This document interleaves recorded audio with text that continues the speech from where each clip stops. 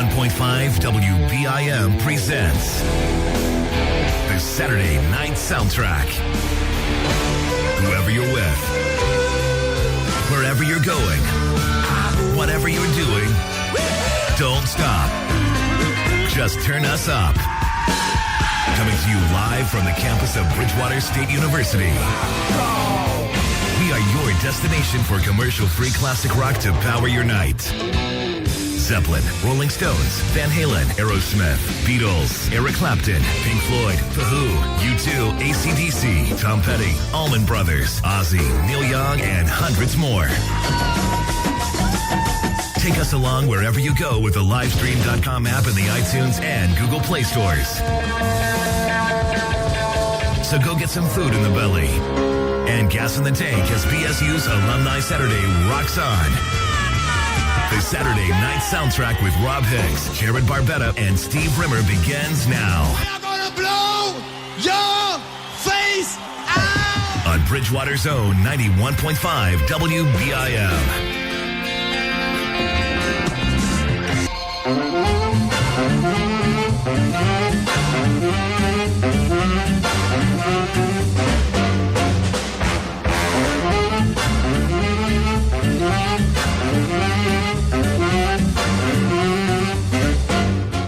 Finally, we're back after an interminable hiatus. Welcome back.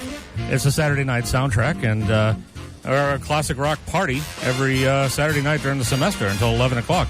I'm Rob Hicks. I'm the captain of the Ship of Fools, and Jared Barbetta's across from me. You've traveled to another space and time. Yes, hopefully you all understand what I mean. And Sir Steve Rimmer is here. No, good evening. It's a little bit of fake news because you've never been officially knighted. Not yet. Even if you were, you're not a monarchist, so you probably would have said F you and just thrown off the title entirely. I think we're going to sound better this year. I think we're going to sound fantastic this year. Well, we have a little box in here that does things to our voices. Oh, look at that. Yes. Your voices sound the same to me in here. Okay. But I don't, or who knows what it sounds like when it's being processed and thrown out over the airwaves. We can see what it looks like because there's a little thing of lights. Oh, look at that. Yes. Call us up, 508-531-1303. Classic Rock until 11 o'clock. We'll get anything on that you want, and you can like us on Facebook or at Saturday Night Soundtrack. Look for us there. You can follow us on Twitter if you want. Twitter's stupid. I'm sick and tired of Twitter. I'm too lazy to not, to deactivate our Twitter because we have liners and bumpers that talk about the Twitter. So I'm going to leave it out there, but that's stupid.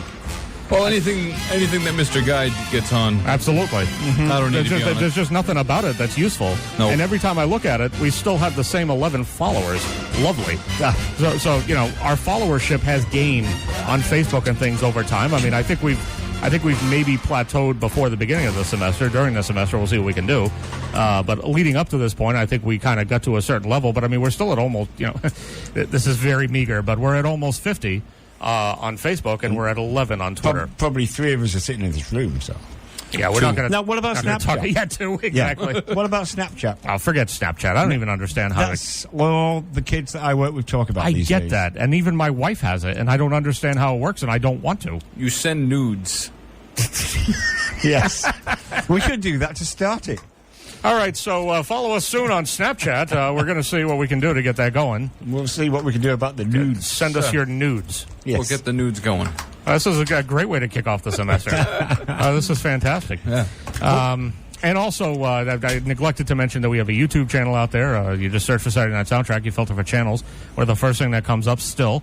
And podcasts, all our old shows are up there. Check that out. Livestream.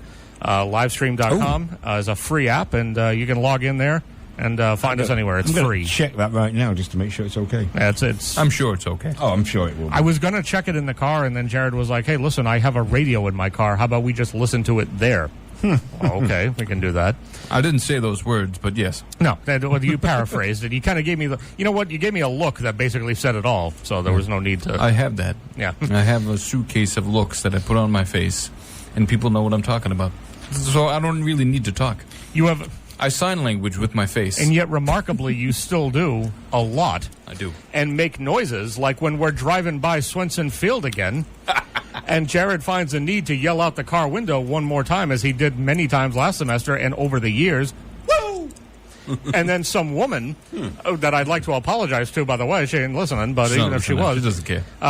Just snapped. I was worried about her neck. I thought she got a little bit of whiplash because she was just kind of walking the track around there, and all of a sudden Jared yells, "Woo!" And she just turns and says, "What the hell?" And she's going, and then I think he gave a little wave. I did. I gave a little as wave. We kept going, and it was a fist pump. And I just covered my face in There was shame a whole audience at that of point. people there. It was great. It was I fantastic. just yelled out the window. I don't care. It was great. If you hear me yelling out the window, it's me. There you go. just keep that in mind as you're driving around Bridgewater. Yeah. So it's been a fantastic summer. It has not. We're potentially going to get into a nuclear war with North Korea. Yeah, that's 2 of my cats died 3 months apart from each other. Yeah, that was hilarious. Oh wait, this summer blows. This summer was awful, and I'm glad to put it behind me. I was at the vet's. When was it? This week. How's your situation going, by the way? Well, he did something different this time, and she seems to be a bit better. So maybe she's not headed for the old hole in the ground yet. Not headed for the old McDonald's trash barrel. Yes. So this is fine. This is fine because it's all hypothetical. I told my wife, because my wife's made some comments over the summer where she says something like, we used to have a cat that did that around our, whatever it would be. I'd say, oh, this one kept those in line or whatever the case is. And she'd go, well, the cat that used to do that is now dead. And I'm like, can you not keep reminding me? Can you be a little bit less blunt about it? And she's like, and she'll look at me and she goes, what? He's dead. Yeah, he's dead. Okay, well, does it need to be said that way? Yeah, he died. It's still, one of them. Painful, horrible death. One of them, it just happened over the last month. Did it really? Yeah. Which one was this? Vito. Oh, that's right. The guy with the... No, did these just die, or did you have to have them put down? No, we had them put down, which was an awful snuck up on it with an axe. Can I ask a horrible question? Absolutely. What's the cost of that? Well, let's get into this. Well, it's free if you use 10 hands, 10 fingers. It's on that box. Is there a way to shut him off and leave you on? I've wanted this for 3 years, and it still hasn't. It's still not possible. No, there's fantastic. Okay, so the cost of it is about $150. Oh, that's okay then. Good. That's cheap. Yeah, that's not cheap. bad. Yeah. I was thinking it costs so much more to put a human down. Now in this, yes. At least you got to get a bigger box. At least $20,000, and you got to pay $10,000 up front. Yeah. Now, in the case of Vito, because I'm a hopeless optimist, we bring him in, right? And basically, he's at the point he's on his way out. And the difference between the two of them is that when we brought Harry in, he was kind of like he was lumping around the house and he was moping and all this stuff, and nothing really looked very good for him. And then we brought him to the vet to actually have him put down. And he starts running around on the floor playing with stuff. They're putting catnip out, and he's playing with it. And I'm like, well, what the frig? Now I don't want to do this to my cat. And then with Vito, on the other hand, we brought him in, and they put him down on the table, and he just and the face, he looked like he was dying right there. And the vet is telling me, and she's like, well, here's what I've noticed is that I don't feel anything, any obvious masses or anything like that, and he's very dehydrated. So what we could do is we could hospitalize him for a couple of days and put some fluids in him, and maybe that'll get him to feel better, and we can run some tests in the meantime. And that would only be $500. That's $700. $700, okay. And I said, well, let's do that then. I didn't actually say it that quickly. I kind of hemmed and hawed with my wife, who I could tell from the look on her face did not think that this was. She had like a skull T-shirt on and like pom poms. Kill him! Kill him! Kill him! Kill him! I could tell that this was not what she thought was necessarily a good idea, but this was the last of the cats that was originally mine. So it was less of a. She didn't feel like she had as much of a place to make the decision. So she was kind of stepping back and trying to be like, I'll go with whatever you think you might want to do. And then I was like, well, life support based on my paycheck situation at this point. I want to do it and I can't afford it. So the kicker is I made her pay for it, and it didn't work anyway. So put your cat in an iron lung. Yeah. So basically, we got the cat all hooked up on everything, and the night went by, and Did he die the first night? No. What I imagined happening was, I imagined that the vet that came in the next day, because the vet that came in the next day was not the one that we had been seeing with him. Mm-hmm. I imagined the vet that came in the next day probably came in, turned on the light, looked in the room, went, what the hell are they doing to this cat? This cat is on its way out. Are these people delusional and insane? Uh-huh. So she calls me. You guys show up with his face on the shirt. Right. So she calls me. I had the day off because I had a doctor's appointment and stuff. I'm at IHOP about to enjoy like a pancake breakfast. Oh, I get a phone call and they're like, yeah, Vito has very serious kidney failure. Oh. And, this is not going to work. So I'm like, oh, okay. So I had to call my wife and she had to come home from work early. And then we had to go over there and go through that lovely process. What was the time period between that? What? Well, between you putting the cat on this thing and... A day. 1 day. 12 hours. Did they give you like a half price? No. You should have haggled. Well, here's the thing: is that they didn't get. I thought they were. You ever tried haggling with a vet? You are correct, sir. Because the $700 rolled in like 3 days of hospitalization. Yeah, cat was there for 12 hours, and then because we basically went in that night, and then I was like, oh, cool, and they kept him overnight, and then the vet that came in the very next day was the one that called me and was like, are you people stupid? There's no way this is going to work. What is wrong with you? Please just kill your cat. So we had to get this out. So you got a little hammer. So we had to go over there. Iron frying pan. Get that. You get the lobster claw things? Yeah. So we had to get that and go over there and then deal with that situation. And that was last month. And it sucks that you didn't haggle. My cat was in there for 12 hours. The only thing that I liked was the fact that they were like, well, we're gonna just send you a bill because you are clearly in no condition to be paying for any of this right now. And we were like, no, we're not. I wasn't. She was probably fine.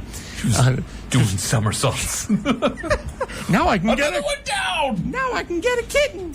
Which she did, by the way. Oh, did she really? Yeah, so we have a kitten. Oh, yes, that's right. I've seen it. Yeah. So did I tell you about how we got the kitten? You stole it. No.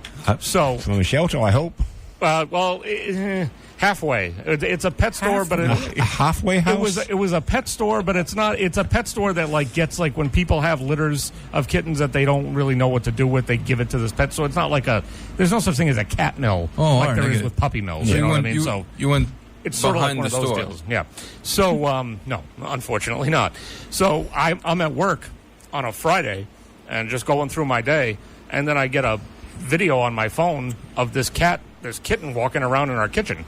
And I'm like, oh, okay. Good.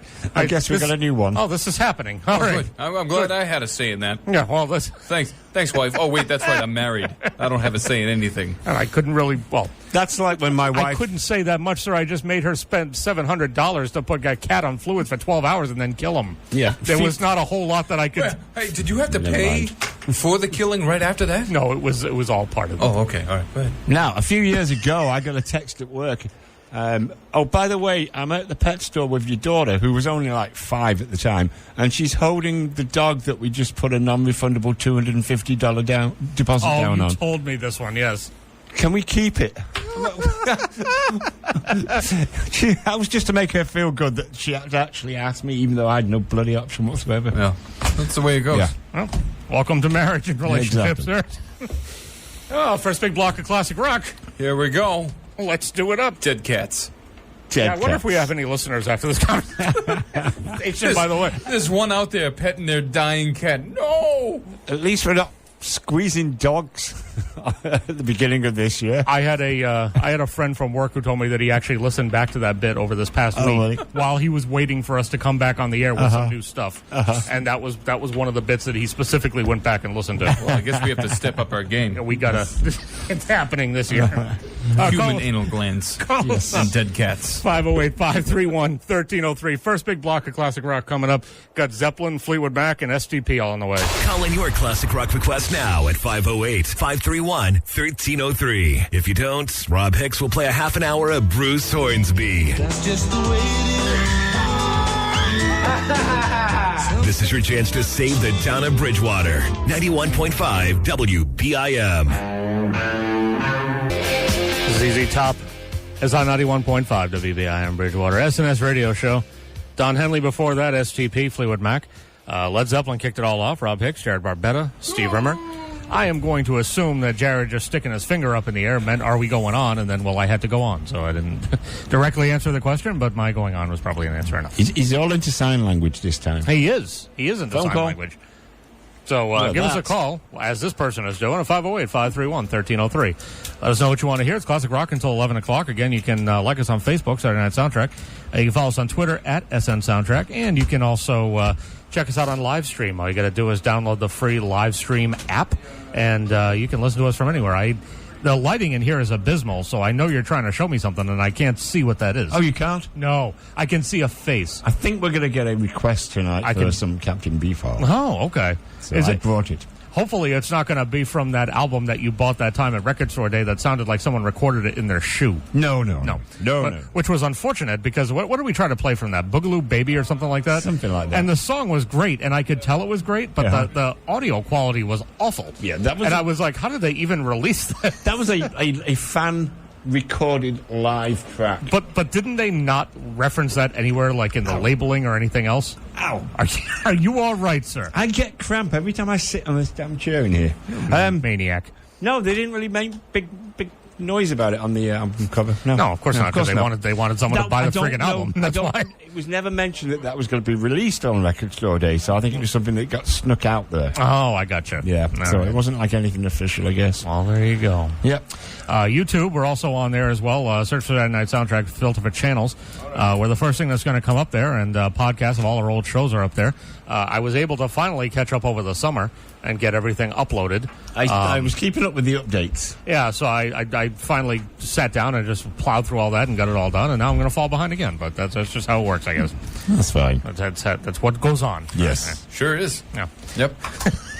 Jump right in there. I got to say that I'm so comfortable now just sitting back and knowing that we got 6 hours to do this show. Oh, yeah. You know what I mean? It's not going to feel rushed. I feel like I can sit back and just stretch. Actually, that hurts. But I feel like I can just kind of stretch out, and we just have the time that we used to have a couple of years ago, and it's great. Now, we'll keep this whole session, I would imagine? Yes. Yes. Yeah. This is they have to. This is guaranteed for the semester, and then beyond that, we'll see what we can do. Yes. And I like the guy that said that he just wanted to maybe come in for a shift every now and again. So, yeah, exactly. This is another... That's kind of how I felt, too. I'm reading this whole conversation on Facebook. I hope he's not listening. No, he's not. If anybody doesn't know how any of this works, I mean, obviously, I'm here, and I'm an alum. I don't know if I've mentioned that if you haven't heard the show before. I graduated in 2006. I don't go to this college. Jared, despite what he just said, that's fake news. He never went to this college. Neither did Steve. So I'm the only graduated with a BA. I'm the only one affiliated with this school, and I graduated in 2002. So airtime always goes, obviously, by priority to the students who are here. But no students ever want a Saturday night shift because that kind of cuts into the partying and all that. Of course it does. Why would you want to commit to that for an entire semester? Whereas, on the other hand, we got nothing better to do. We're a bunch of old losers, and we have nothing better to do, and we, as a matter of fact, look forward to it for months. And we have wives and girlfriends that look forward to it for months also. Absolutely. So we just can't wait to get out of the house and come in and do this thing. Every once in a while, I'll get I'll get messages from Steve throughout the summer. Any idea when we're going back yet? And I think he sent me the first one in like July. Yes. And I had to break the news to you. Well, I think it's probably going to be sometime in the middle of September. And as it turns out, I was right on the money. So exactly. It's September 16th today. I said, I think it's going to be sometime in the middle of September. I believe it took an hour and a half for you to respond with, okay, thanks. I don't know. What did you think, sir? Did you think I was going to say, well, why don't we just head back at the end of July? No one's going to care. I don't know. I'm sure the building will be open. They got nothing better to do than to keep it open for us maniacs. You couldn't keep it open for the last Want show. to come in here and do this last season, though. No, absolutely not. So, Steve, we never got to tell this story. So, Steve and I. It was May the 6th. I know this because I had to put my cat down the next day. So May the 6th we come in, and it was supposed to be the last show of the season. We were all pumped for it. And historically every year, the campus center has always been open in the first week of May. That's the finals week, and they've always been open for the same hours during that week. The week that they're not open the same hours for is the week leading up to graduation, which would have been the following one. Exactly. So Steve and I had absolutely no reason to believe that there wasn't going to be regular building hours. Jared couldn't make it because he had lodge.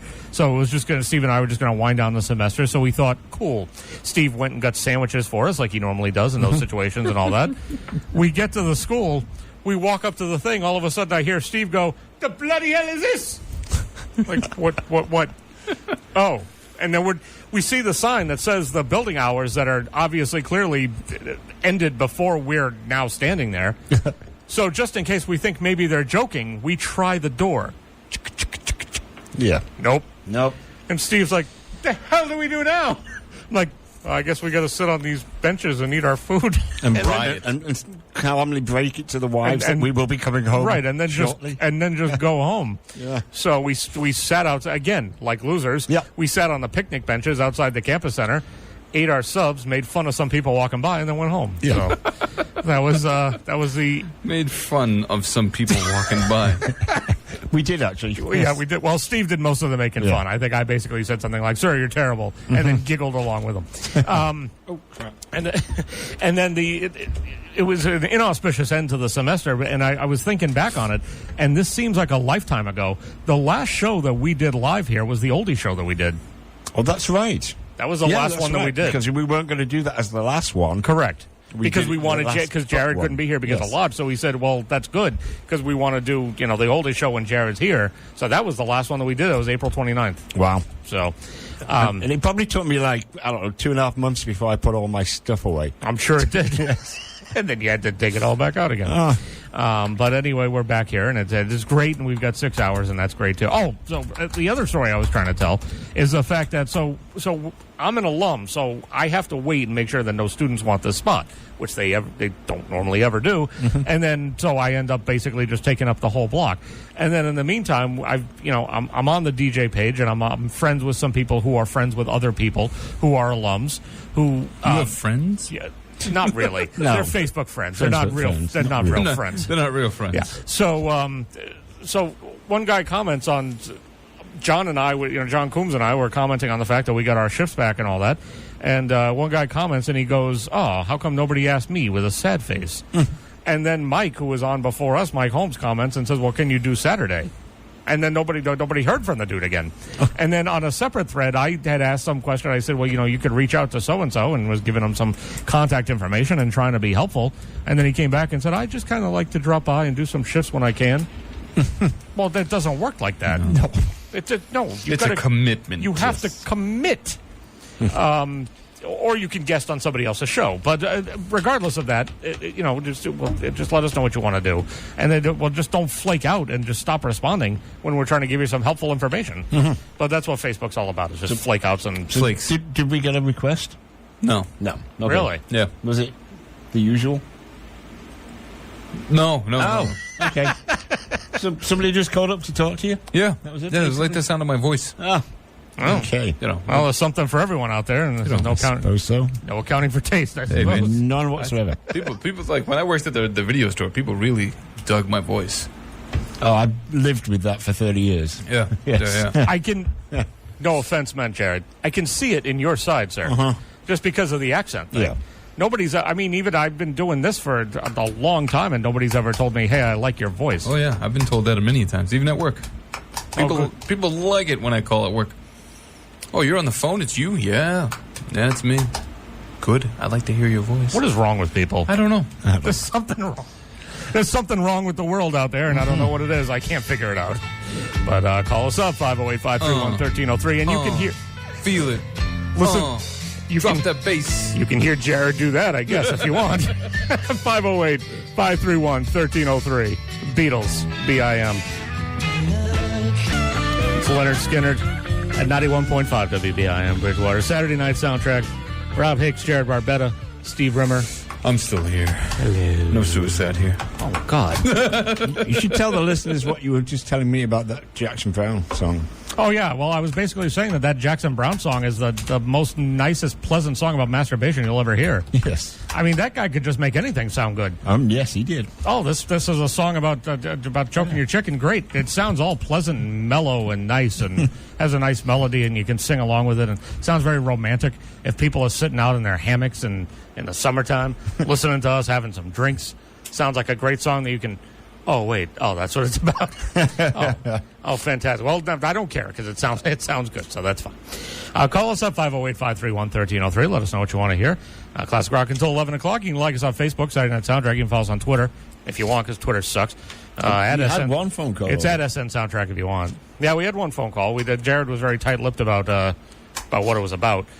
He basically handled that phone call the way he handles information about Freemasonry. Yes. If you want to know about Freemasonry, just ask a Freemason, and they won't tell you a goddamn thing. Actually, no. We Freemasonry, as we know it in America, started in 1733. And so anyway, be careful what you wish for, I guess, is the lesson here. I can go on all day. I'm sure you can. So, given the chance, he probably will. I'm at work yesterday, or the day before. Was it yesterday? That's all a blur. Friday. Yesterday, yeah, Friday. And my wife sends me a text. So she had gotten those the Game of Thrones. So now she's starting to get into that.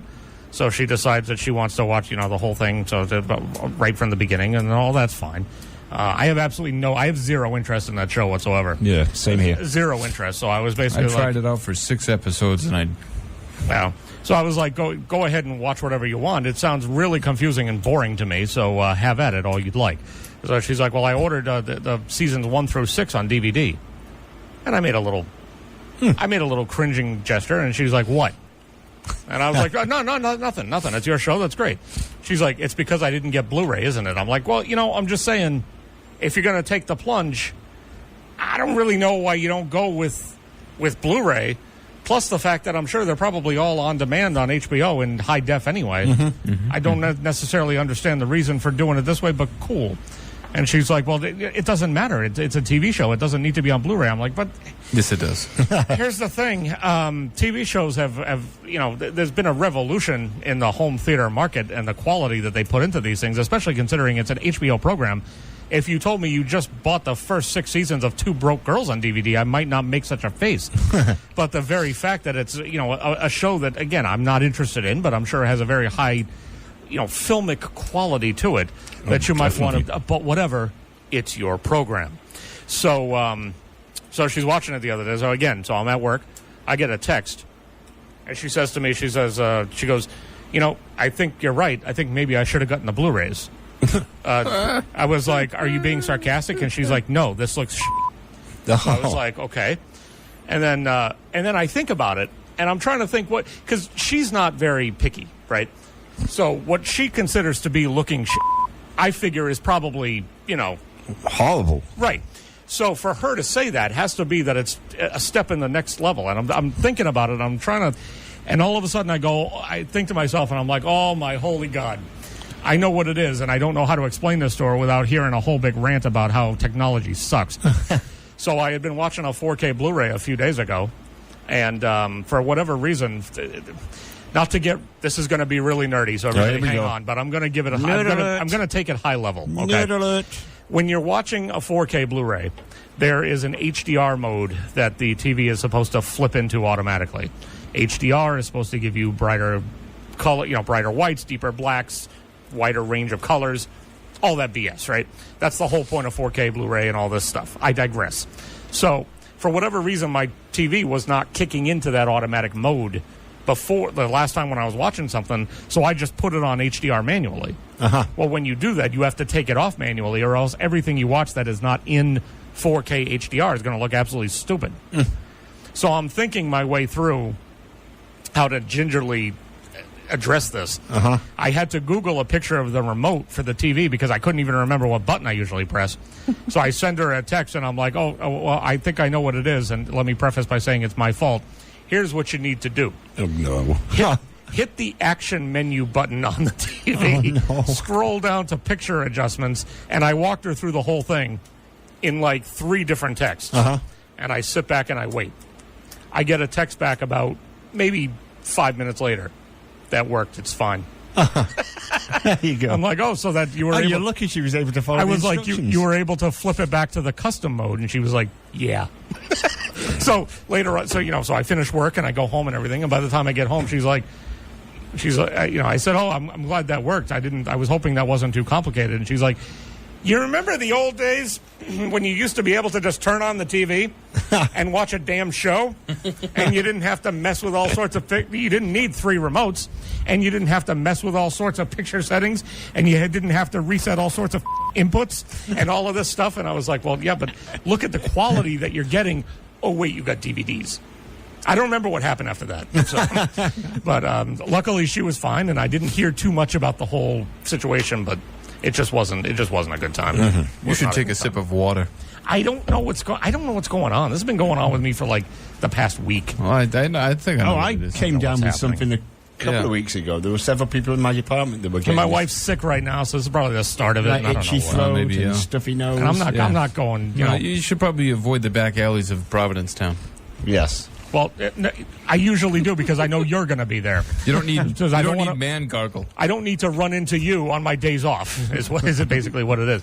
So Jared I do says the running. Jared says to me during the last break, "Hey, I noticed that usually during the during the hiatus, you usually come back with some new bumpers and stingers and stuff. You don't got anything new."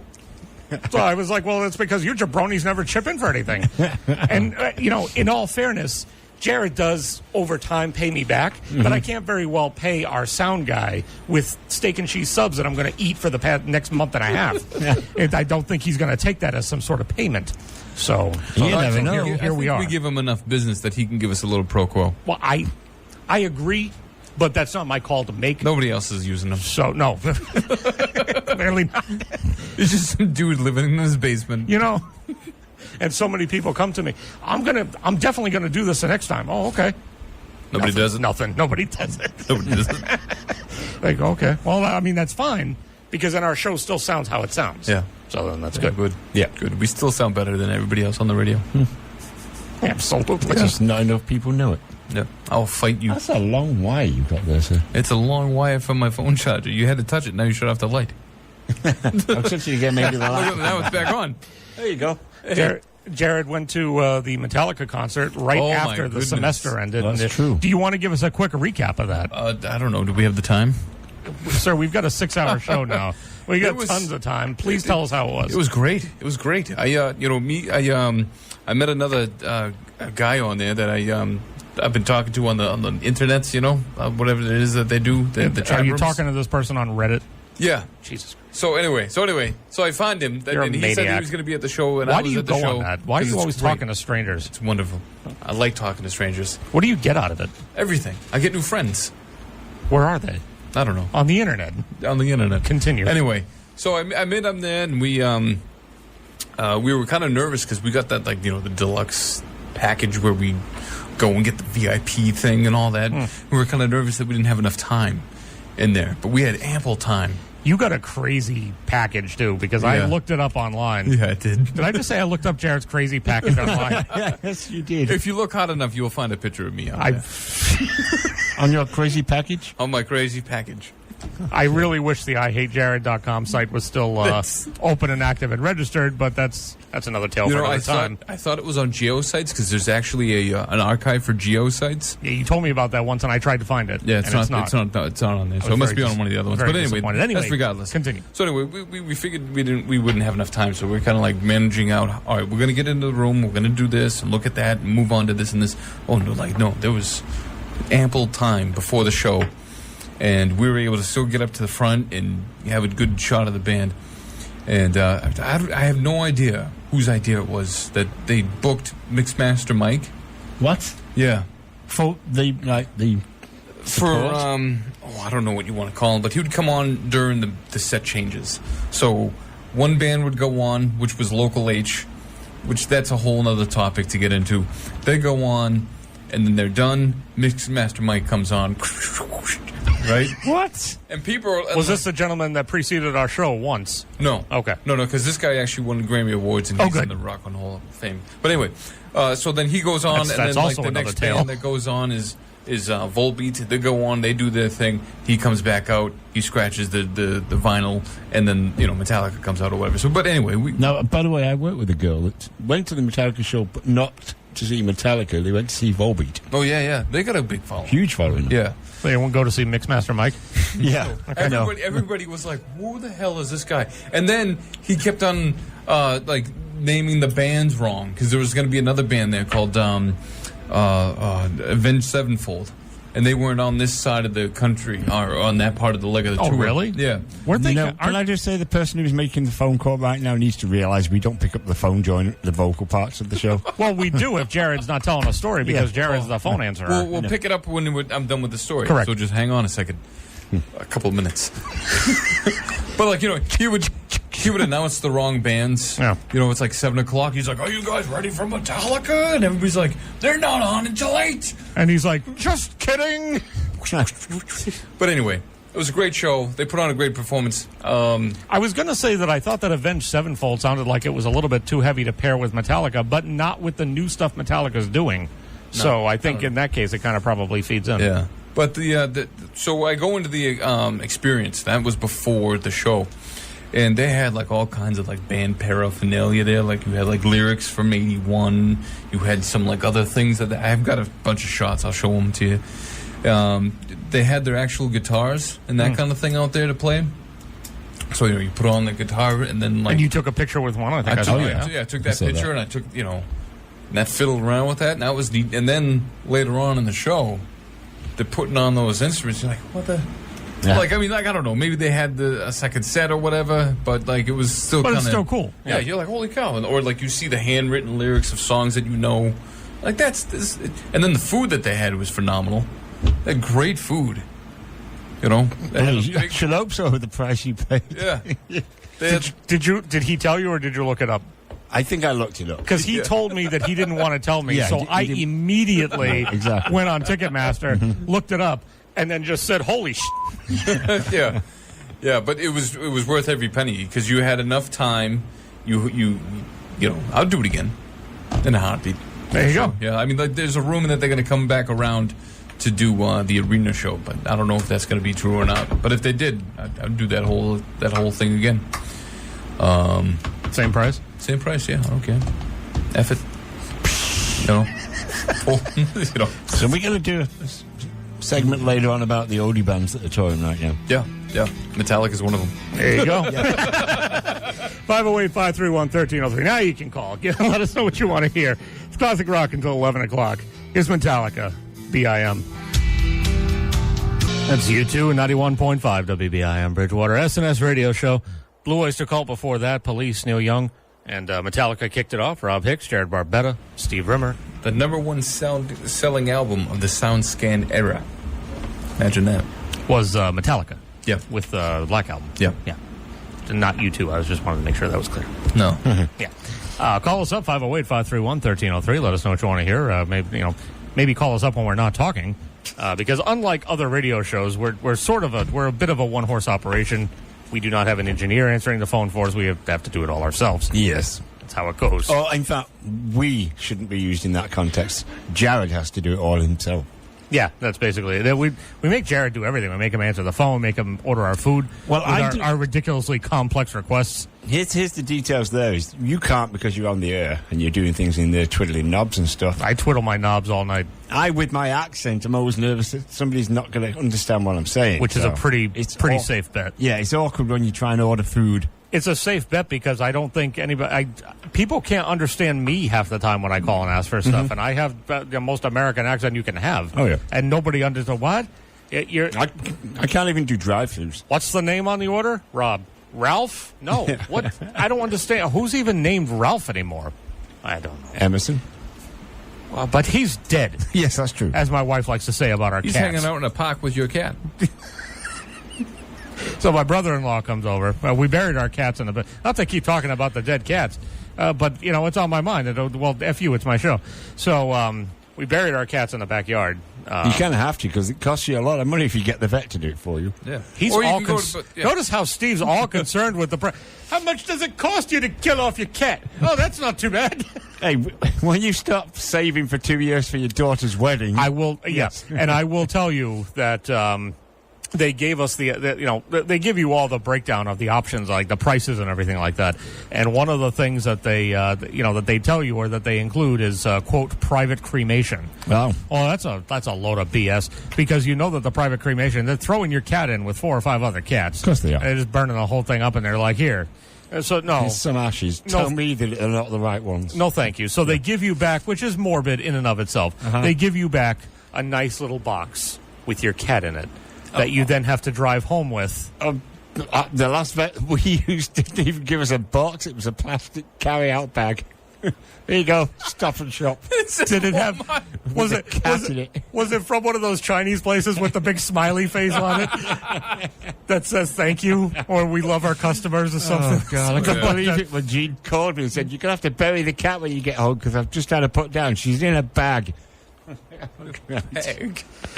No, this was like a nice little case, and they put the top on the thing and the whole thing, and so I removed, basically. Did you have like caution dead cat written on it? No, but it's not. First of all, you ride home and it's sad because I'm sitting there and my wife's driving and I'm just sitting there with the box in my You're lap. going, this is the most calm this cat's ever been in this car. A little bit, and.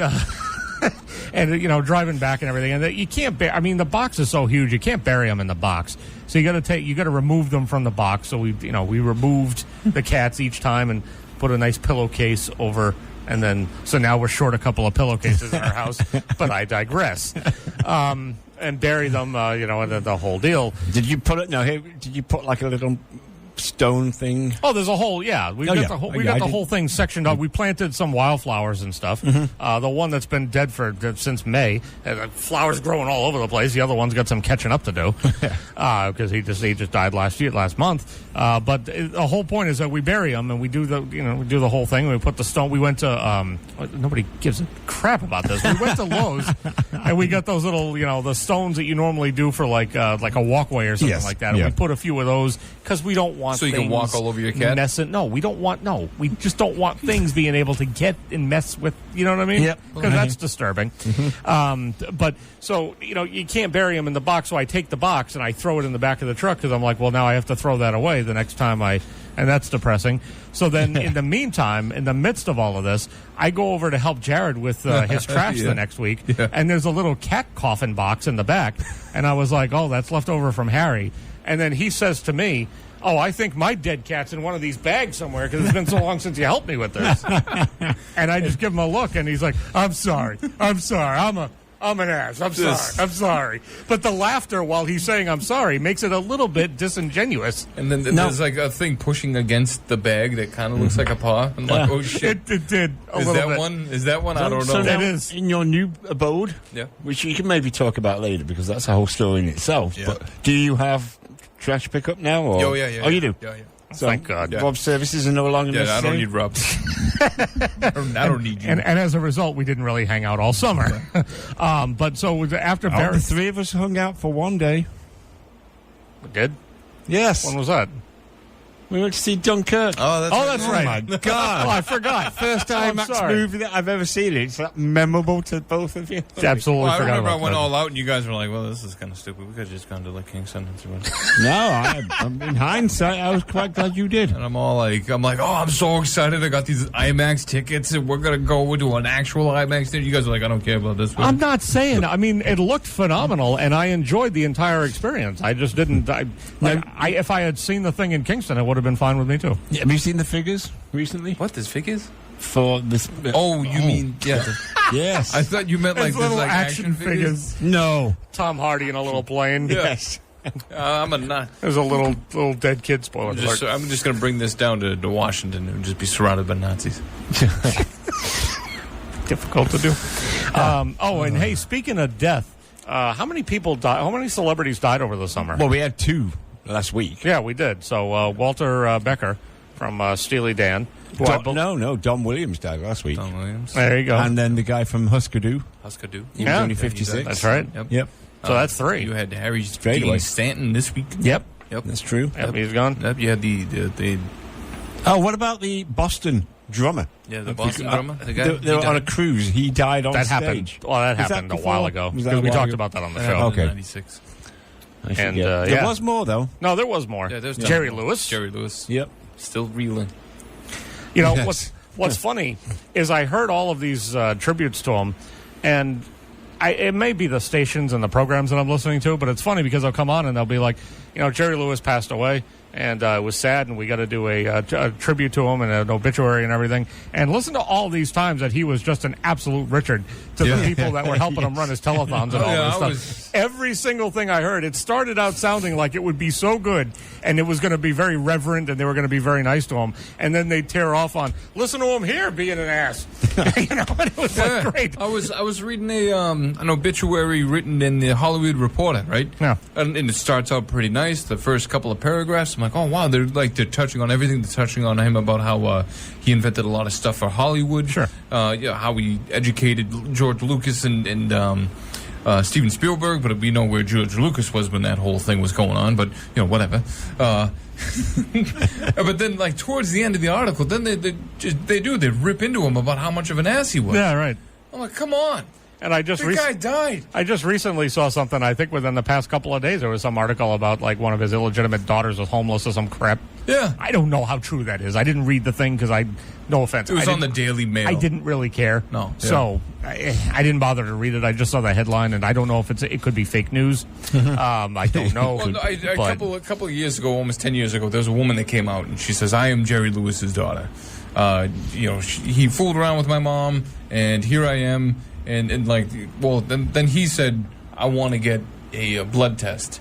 And she's like, no blood test. No. I am your daughter. You stuck my mother.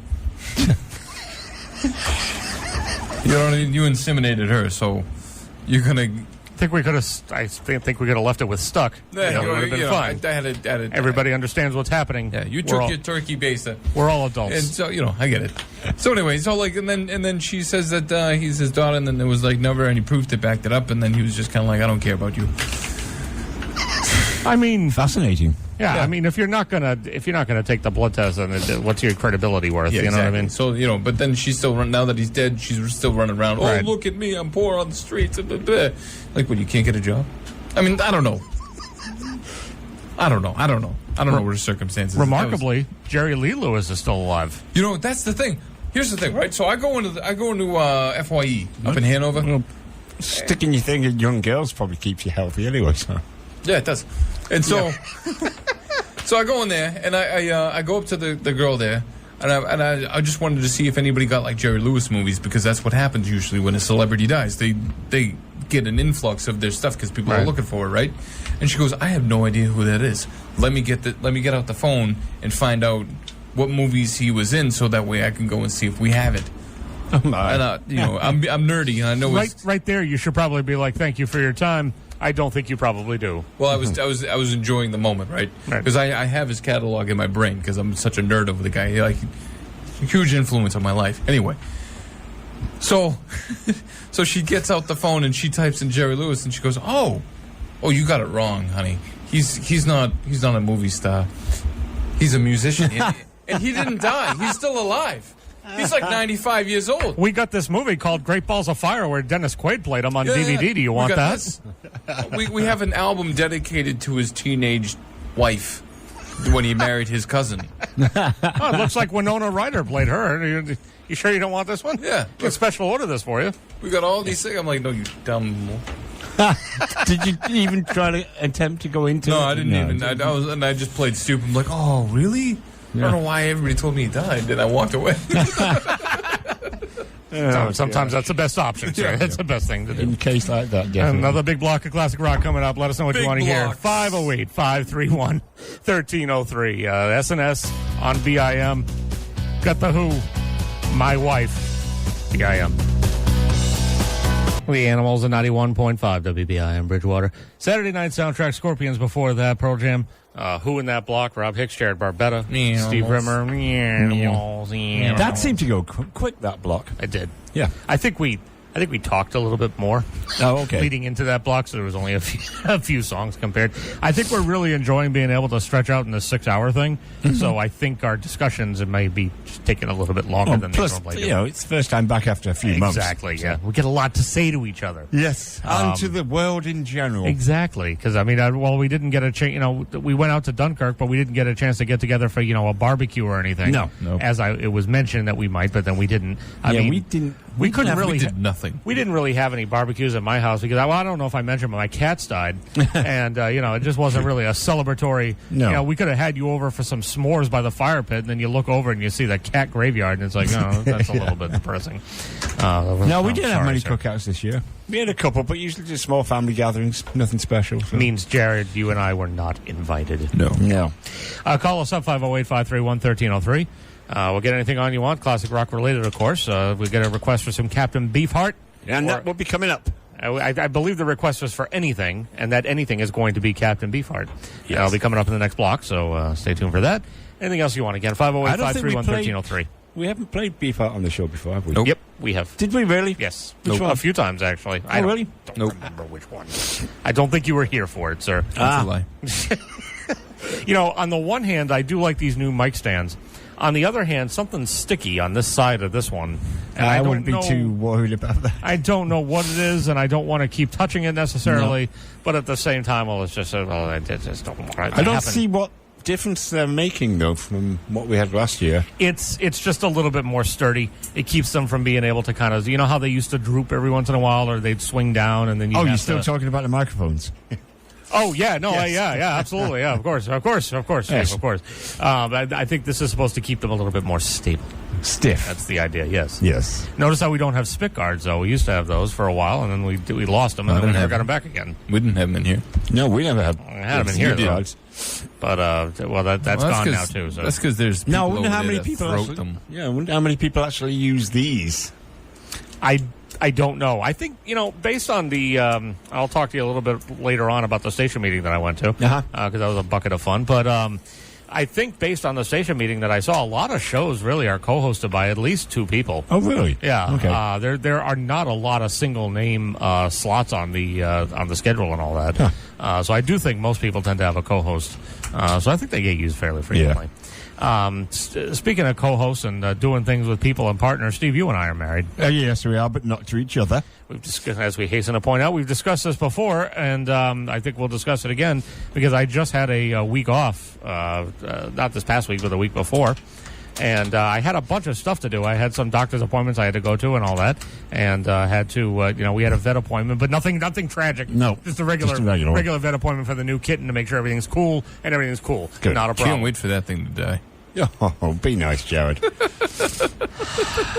So anyway, I don't know why I have you here. I don't understand. I don't know. So, Steve, when your wife let me ask you this first, okay? Because I know how your days off tend to go. Yep. Let me ask you, does your wife tend to have days off that you don't? Oh, yeah. Okay. yeah, every weekend. Do you give her a list of things before she? Obviously, no. Okay. That's a wife trait. So I got my day, I got my vacation coming up, and she's like, oh, let me add. I'm going to add clean the floors to the list. I'm like, to what list? She's like, the list of the things you have to do this week. Like, because of course that's why you booked a vacation, just so you could do stuff your wife wants you to do. That's my point. Like, did it ever occur to you that I might actually want to have things that I got to do for myself? And it's not like the first day of my vacation was a whole big bucket of fun.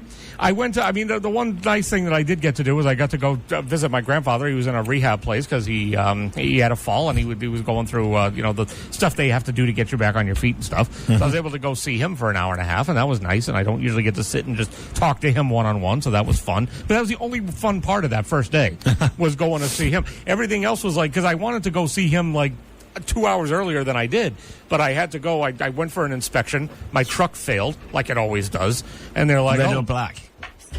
red, so I had to go get it fixed immediately because it was basically the tire. Again, nobody cares.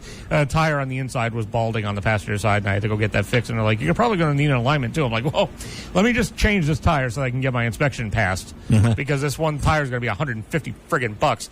So let me get that fixed, and then we'll see what we can do." So I go get the inspection, fail. I got to go down the street to the Sullivan Tire place. They got 3 people waiting in the waiting room, but I got nothing else I can do because I don't want to drive around with this thing. So I got to wait for them to fix it another hour. Then I got to go back and have the thing re-inspected. But in the midst of this, I have to have a chore list. Of course you do. Of things that I have to do. Are you serious right now?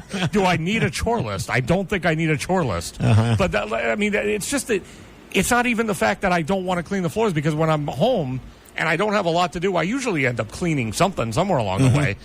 It's not even like I wouldn't have done it voluntarily. It's the audacity that she thinks she needs to make a list for me on my days off when I don't do that for her. Yep. Oh, you have a tattoo appointment? Well, that's unfortunate because here's some things you have to do first. I noticed the bathroom's messy. Why don't you clean that? And then, why don't you vacuum the stairs? And then if all that's done, then you can go to your appointment. Are you nuts? I don't do that. I'd get killed if I did that. Exactly. You'd be a dead man. You wouldn't be sitting there now. It just wouldn't happen. Nope. And then, I don't know. I don't understand why they have to make lists for it. Does your wife make you lists? Yes, she does. Well, she doesn't make me lists. I wish she would, because she tells me to do things, and of course, obviously, I'm going to forget a couple of them. Of course. Because I get too involved in what I decided to do for myself on that particular day. Correct, because it's your day and then, off. Or if I do remember, I usually spend the last hour and a half running around like a lunatic trying to get it all done. Oh, yeah, I've been doing this all day. Yeah, absolutely. Yes. I've done that one before. Yeah. Oh, yes. Wait, I just watched 3 movies in a row. It's now 5:15. Oh, she's going to be home pretty soon. Absolutely. I'm going to have to step on this. Yep. And then she gets home and I'm in the middle of something and she's like, You're still doing that?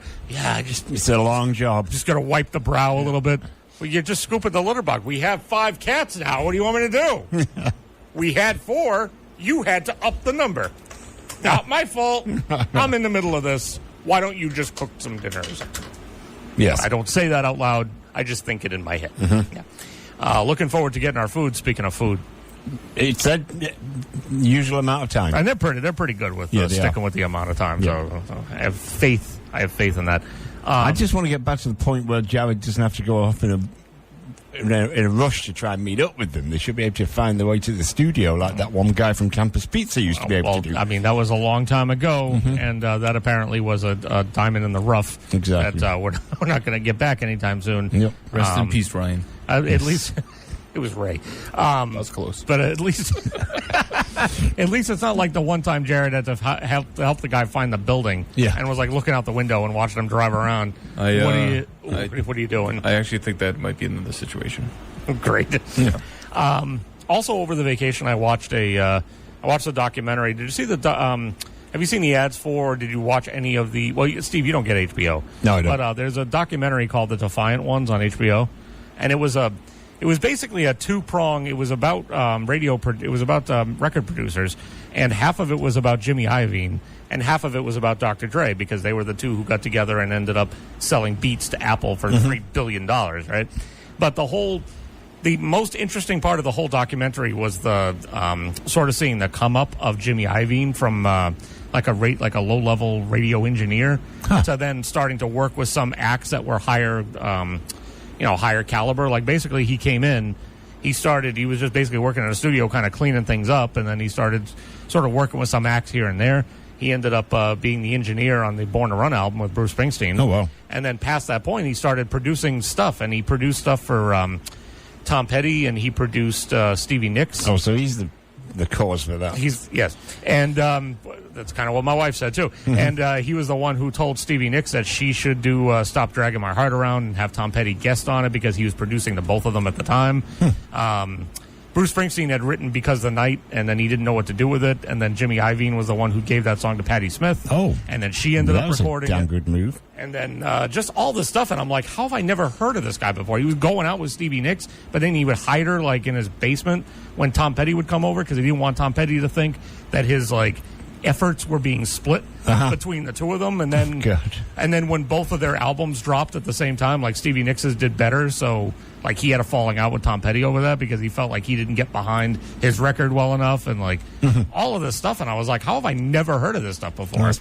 And it was amazing to me that he went from producing those acts, and then he saw kind of what he saw what Dr. Dre was doing, and he ended up teaming up with him in later years.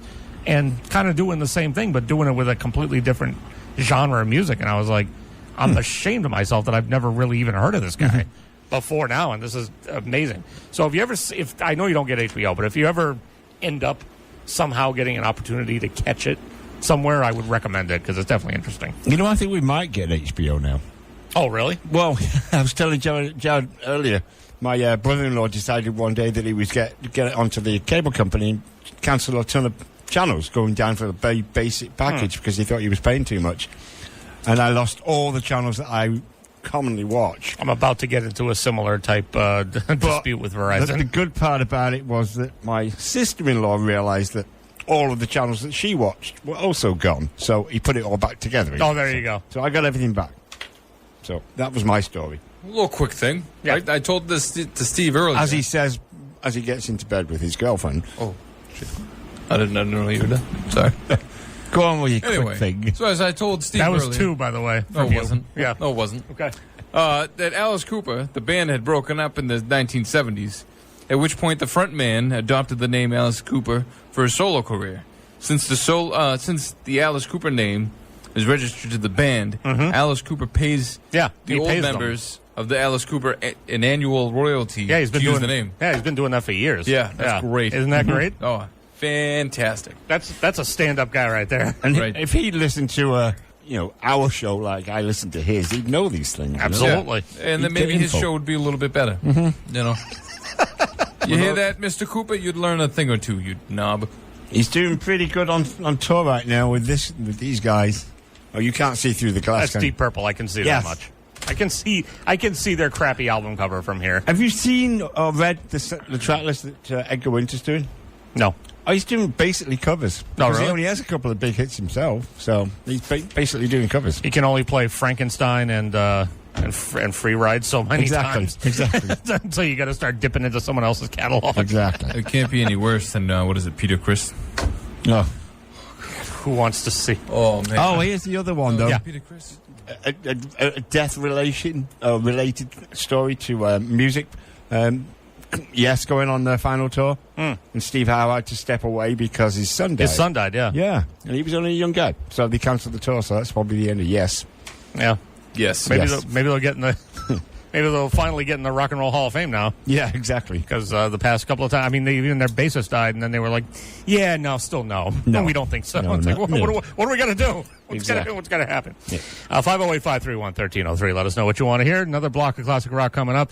Kick it off with we'll kick it off with the song that Jimmy Iovine gave to Patti Smith from Bruce Springsteen to record, and the rest was history. Because the Night, SNS BIM. Take me now. That's Captain Beefheart, 91.5 WBIM Bridgewater. SNS radio show fulfilling a request with that song, as we do. Rob Hicks, Jared Barbetta, Steve Rimmer. That one was courtesy of Steve. Thank you, Steve. And that was for David. That was for David. Thank Yeah. you, David. If you're still listening by now. Of course he is. Why wouldn't he be listening by now? Data. What? Yeah. Data. You had to play like the longest live version of I had to eat my sub. Yes. It is not my fault. It needed to happen, and I was starving, and I just needed to play it. Yeah. And I wanted to come out of the block announcing that it was the request for him. Yeah, that's true. You know what I mean? So That works out. there's a meaning to the method to my Oh, madness. it's out there here. in the radio airwaves somewhere. Method. Oh, there you go. It will be on the tape. Yeah, When it's on we- the tape. yeah. There you go. It's on the tape. When we cut this up. Yeah. We'll leave that part in. That way he can listen back and he goes, oh, I know that they at least played the song. I And didn't then- get to hear it because of copyright rules, but at least I got to hear my name. Oh, there you go. There you David. go. David. Or perhaps he was listening to the whole show because, we play good music, and he wanted to listen to the music while waiting for his request. Yeah, Data. But data. So call us up, 508-531-1303. Let us know what you want to hear. Classic Rock until 11 o'clock, 1303. You have entered a world. So there's a website now. I don't know if you've seen this, Steve. That you might want to. I don't think you're a flip-flop wearer, but you may want to make an exception. Is this pornography? For these? No, not quite. This is President Flip-Flops. You can buy flip-flops that have contradicting statements by Donald Trump side by side on them. So they've printed Flip and flop. So they've printed his Twitter tweets on one, and then the contradicting Twitter tweet is on the other. So the left foot says, again, to our very foolish leader, do not attack Syria. If you do, many very bad things will happen, and from that fight, the U.S. gets nothing. On the right flip-flop, you've got congratulations to our great military, men and women, for representing the United States and the world so well in the Syria attack. And they've got the original date, time stamps of the tweets and all that, so it's great. I'm wrong. It starts off on the left foot. So, like, this one says, the Electoral College is actually genius in that it brings all states, including the smaller ones, into play. Campaigning is much different. The next one is one from a few years before where he said the Electoral College is a disaster for democracy. You could have one about sources. Remember, don't believe sources said, in quotes, by the very dishonest media. If they don't name the sources don't exist. On the other foot, an extremely credible source has called my office and told me that Barack Obama's birth certificate is a fraud. so you can buy any combination of those that you wish. They're $27.99 a pair, and they're saying that 10% of the proceeds are going to the ACLU. So There you go. there you go. No, it sounds good. I'm probably not going to buy them myself, but No, there's actually a whole subreddit on that called here we go with Trump. Reddit again. Yeah, Trump criticizes. It's great I'm sure it is. because he'll do something, and then he'll someone will post a comment that he had made on Twitter. You know, where it's like Obama goes on too many vacations. Here's a man who was at the time 6 months into his office, and that had already spent twice as much as what Obama had spent in 8 years. But whatever, whatever. But that's none of our business. So- drink some Oh, tea. here we go. So So it's a big anniversary today. oh, is it? Yes. Of what? It's the 40 years ago on this date was when Mark Bolan from T-Rex died.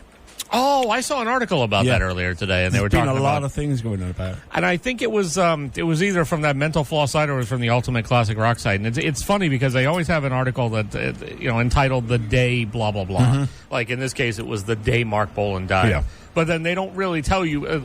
You reading that, you would think the article is going to be like, "Oh, good, here's a document of his final hours and what he did and what led up to the tragedy and all of this stuff." But it's never really that. It's basically just always, yeah, well, he died and it was 40 years ago and it was sad, and here's some people talking about how it was sad and that was the day he died. And you're like, no, that's not really comprehensively what I was looking for. I but read okay. a little bit of an in-depth because it was his girlfriend who was driving the Mini at the time, Gloria Oh. Jones, because he didn't drive. F her, I guess. And, well, Twice. yeah. So apparently she went to her country of birth, maybe, Okay. which is an African country, and she set up a school in his name. So there's a bunch of African school children that are getting schooled at the school of Mark Bolan. They have which I thought was absolutely kinda no nice. idea. They have no idea what that means. Well, here's the thing, though. They all play music. Oh, do they really? She makes sure that the music part of the school that's cool. is pretty high, so That's they're all cool. learning to play instruments. So I thought it was pretty good. Well, there you go. Yep. And do we have a request coming up for the next We block? do. We Oh, do. good. Yeah, some Skinhead. Nice. Yeah. Nice. Saturday's gone. Oh, great. Great. Was it a new request caller? No, no. it wasn't. Okay. You know. Yeah, I know. I know. Yeah, we know. I'm with you, sir. I'm with you here. But definitely call us up, 508-531-1303. Like us on Facebook. I didn't mention this enough. Saturday Night Soundtrack. You can follow us on Twitter, at SN Soundtrack, and check out our YouTube channel, Saturday Night Soundtrack. Search for that. Filter for channels. We're the first thing that comes up. Podcasts of all our shows are up there. And live stream is a free app in the iTunes and Google Play stores. You can download that. Listen to us from anywhere. Anywhere. Because I don't know if you realize this, but we're only 184 watts, and that doesn't really get much done. Do we know what distance that does to you? Anybody ever? All I know is I tried to listen to it in Kingston at one point today, and there was no go on that whatsoever. So I'm pretty sure you, and I know you've told me you can hear from Stoughton in your yard. But the minute I start moving, it's gone. It's weird. I think basically saying that Bridgewater and Halifax is the the pretty comfortable radius of where this reaches. I think that would be fair to say. Okay. So, but hey, that's what live stream's for. So there you go. Call us up. Let us know what you want to hear. Another block of classic rock coming up. We're SNS on BIM. We do classic rock until 11 o'clock every week. Here's a guy who rocked the TD Garden the other night, and I heard some people at work talking about the fact that they got some last-minute tickets and were able to go, and, well, I wasn't jealous at all. Here's Bob Seger on BIM. I was a little too tall, could have used a few pounds. Foo Fighters are on 91.5 WBIM Bridgewater. Saturday night soundtrack. Rob Hicks, Jared Barbetta, Steve Rimmer. Hello. Hello. I'm Peter Lorre. Nobody gets that, but it's cool. It's fine. Call us up. That was a creep. 508-531-1303. If you want us to explain our inside jokes to you, we're not going to do it. So just deal with that and then request your song. And then that's it. Jared, I wanted to... you were right. No, I just got a message from David, who we played Captain Beefheart for recently. Yes. Do I want to hear this? He says, did you bring with you any Beefheart CDs with you? I called the show to hear some. So we didn't hear. He didn't hear it. Great. Well, you know. Just tell him. You know how it is. Just tell him yes, and that's it. So I'm just texting him back saying, yes, we just played him. I can play the clip if you want, but we did it, and that's fine. All right. Onward. Jared, I wanted to ask you. Yeah. Tell me about it. You saw it, correct? I did, yeah. I would like a non-spoiler review from you, if possible. It was good. I've heard very good things about it. Yeah, it was good. Yeah. I thought things were well done. I thought I read the book, or I read half the book. Right. Did you read the half that this movie's based on? Yeah. Because that would be convenient. I did. Did you read it recently? No, I read it years ago. Like when I was trying to get into Stephen King, and then the very next book I read was The Shining. Oh. And then there was that 2.5 pages of him just ejaculating. I'm like, why am I reading this? Well, more importantly, why have you brought this up numerous times on the air? This is at least the second or third time I just don't understand you've why talked about Stephen Jack King, Torrance. And I don't know why he has to dedicate 2 pages of prose to a man ejaculating. I don't understand that. Here's the other thing that gets. I'm glad I didn't get to this part. Right, little spoiler. Right, in the book of It. Right, the kids are up against the monster It, Pennywise. Right, and they notice that like when they hold hands, they notice that the creature kind of backs off a little bit. Right, they're like, oh, there's power and affection.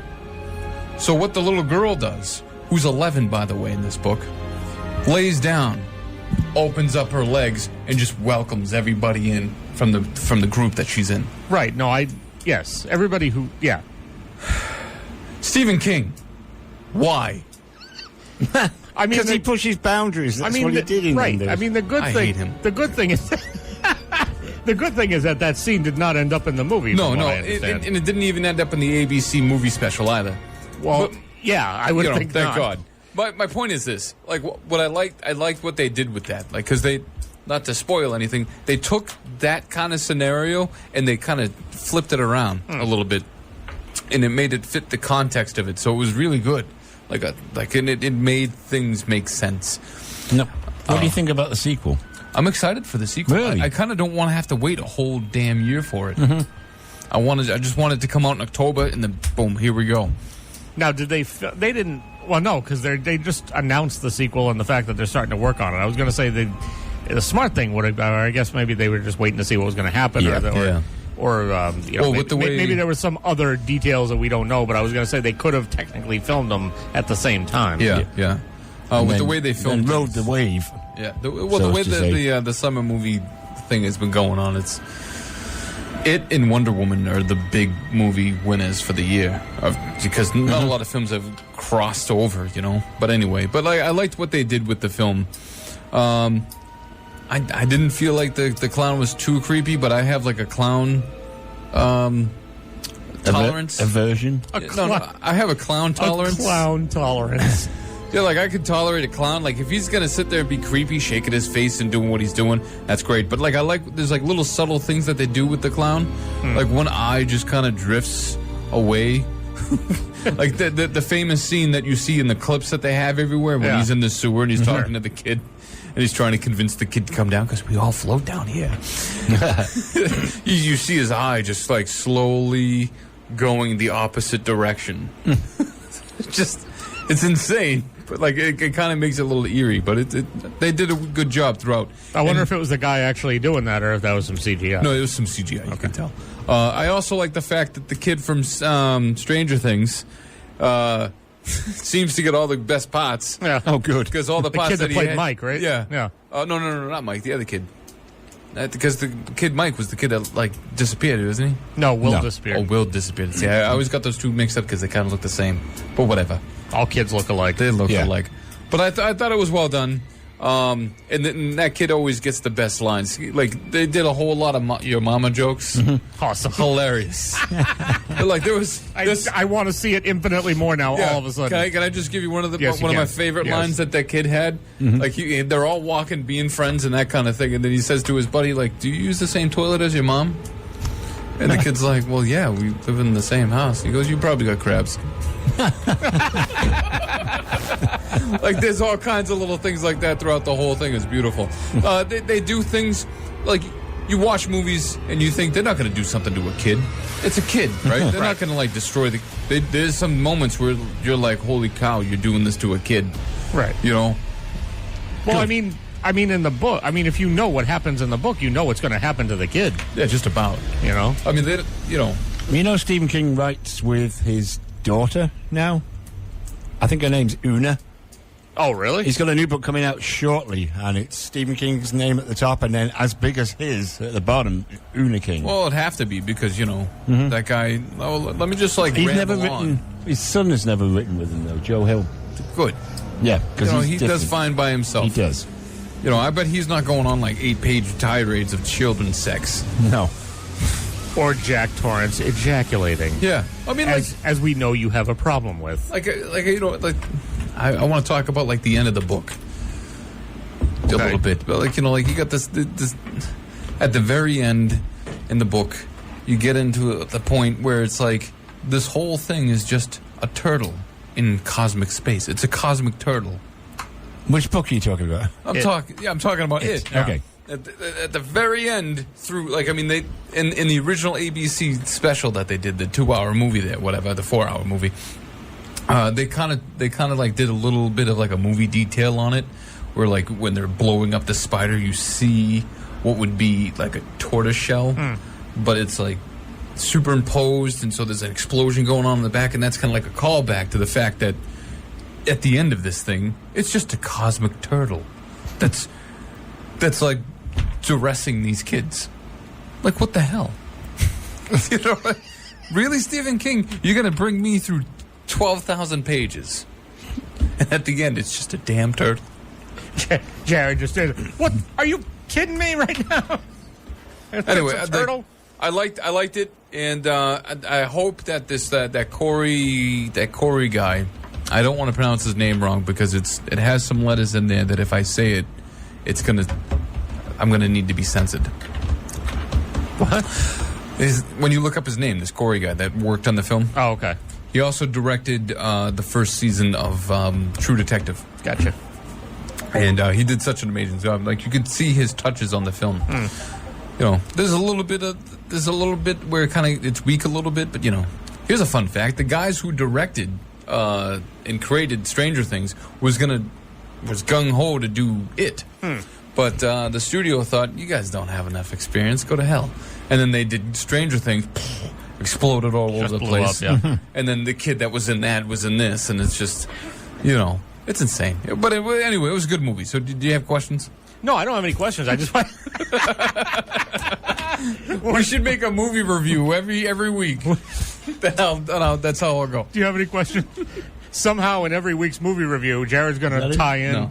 Well, at least nobody wrote about ejaculating and the whole thing. And at least there wasn't any ejaculation. Maybe I should have a homework assignment every week, and I read a Stephen King book, and I tell you about all the horrible sex acts that happened to him. Yeah, that's the director. That's not. I'm not. I'm talking about one of the writers, man. Oh, you might But, be a little bit clearer then. I think I was. No. I said he worked on. I said he worked on the film. I didn't say that he directed the film. I said he worked on it. Okay, calm down now. Anyway, I just don't understand the point of an 11-year-old girl letting all her other friends just run a train on her in a sewer. just to keep a monster away? That's, I don't know. I mean, I'm sure there's some kind of deeper metaphor that I don't understand that I'm just not illiterate for. But, you know, I put that in the same category as those idiots who were like sitting in a I'm going to say it, who sit in a classroom on a college campus and go, you know what? Dostoevsky, right? He wrote about these blue curtains because he had blue balls. That's why those curtains are blue in the prose. F you. How about he just made it blue because it was just a color that just popped in his head? In the meantime, I just looked up this guy's name, and holy crap. Yeah, try pronouncing that. This has so many ways that it could go wrong. Yeah, that's why I didn't want to do it. Fukunaga? Oh, Fukunaga. Yes. I can think of 2 words in that thing that could be mispronounced. That's why I'm not going to try it. I might be stupid, but I'm not dumb. Oh, geez. Well, anyway. thank you for that thoughtful review. Yeah. That's all I wanted to know. I wanted to know if it was a thumbs up from you, if it's something. I mean, I've been seeing the rave reviews all over the place, but word of mouth from somebody whose opinion I trust is like I don't a know lot if, more. I don't know if it's as. And you're the only person I know so far that I think that has seen it. Yeah, no, I've seen Yeah. it. If I had a rating system, if I had some kind of janky stuff like that, I'd probably give it like a 9. Well, there you go. You know? Now, do you go with Diane? Yep. Oh, there you go. So time to get into some more music, I think. I think this is a good time as any. So call us up. What's that guy's name again? What is Big block of classic rock coming up. Got Eddie Money, Allman Brothers, and Van Morrison all up next. Bridgewater's Saturday night soundtrack with Rob Hicks is all request. Call 508-531-1303. The classic is our parts. What we rock is up to you. Warren Zevon, a 91.5 WBIM Bridgewater. SNS radio show, Supertramp before that, Van Morrison. Heard the Allman Brothers Band and Eddie Money all on that block. Rob Hicks, Jared Barbetta, Steve Rimmer. You know, that's if I go to a bar, Yeah. and like some. Can you say that again? Because I love the way that you Bostonians say bar. If I go to a bar, Thank you for humoring It's him. kind of like a sheep. Yeah, I go to a bar.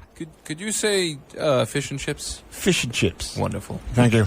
You know what they Can you say controversy? That's my favorite word that you say. Controversy. Yes, that's it. You know what they get me saying at work? Croissant. Croissant. Yes. Well, that's the proper French way to say it. Yeah, I know. Yeah. But I can't stand frogs. I can't stand the frogs. I thought he was going to say woggly or whatever that word is. Anyway, we can't Wogs. use. Wogs. Yeah, that one. We could say that all day. The which one? Wogs. Oh, I know. Nobody knows. You know what? I brought that up They on. Google it. I actually Googled that one day to show them at work. This is man. what this word means that you keep talking about. Yeah. But anyway, go ahead. When you go to a bar, yes, I'm sorry. Anyway, yeah. So when I go to a bar, Bar. and they, and then like someone's like, "Oh man, I'm gonna buy you a drink," right? I just hope they don't come back with Bridgewater. Just That's a long way to get there, sir. God, that was a long one. Thank you for sticking in. oh yeah, you got those dad jokes. He said to her, All right, so Yeah, you know what? 508-531-1303, yeah. Everybody attributes the whole like, "Oh, that's what she said," to Yeah, I know. I already did this, didn't I? Yeah, you did. Okay, A good. few times. Well, All right. it's a classic for a reason. It makes me almost, I want to say unreasonably, but maybe not so, somewhat nervous when Jared talks to the station manager out there. And I don't know what the conversation is that's going on, and it just doesn't make me feel good. Yeah. Oh yeah, it was so weird.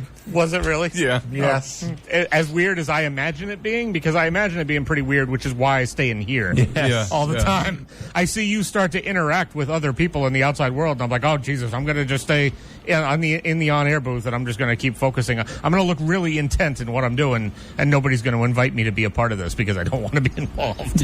I don't want to be involved at all. How excited are either of you for the new iPhone? And if you are, which new iPhone are you excited for? I want to know what happens to the 9. I want to take this down a tad. They Where did the 9 go? the 9 is the 8. Well, 7, 8, 9. Yeah, because you got 8, and then you're going to get the 10, but there's no mention of the 9. Whatever, man. the 10 is so great that it's the 9 and the Yeah. 10 all jumbled together. I actually, sequences, I'm a nerd. So I've done a lot of research. He says with his iWatch. Yeah.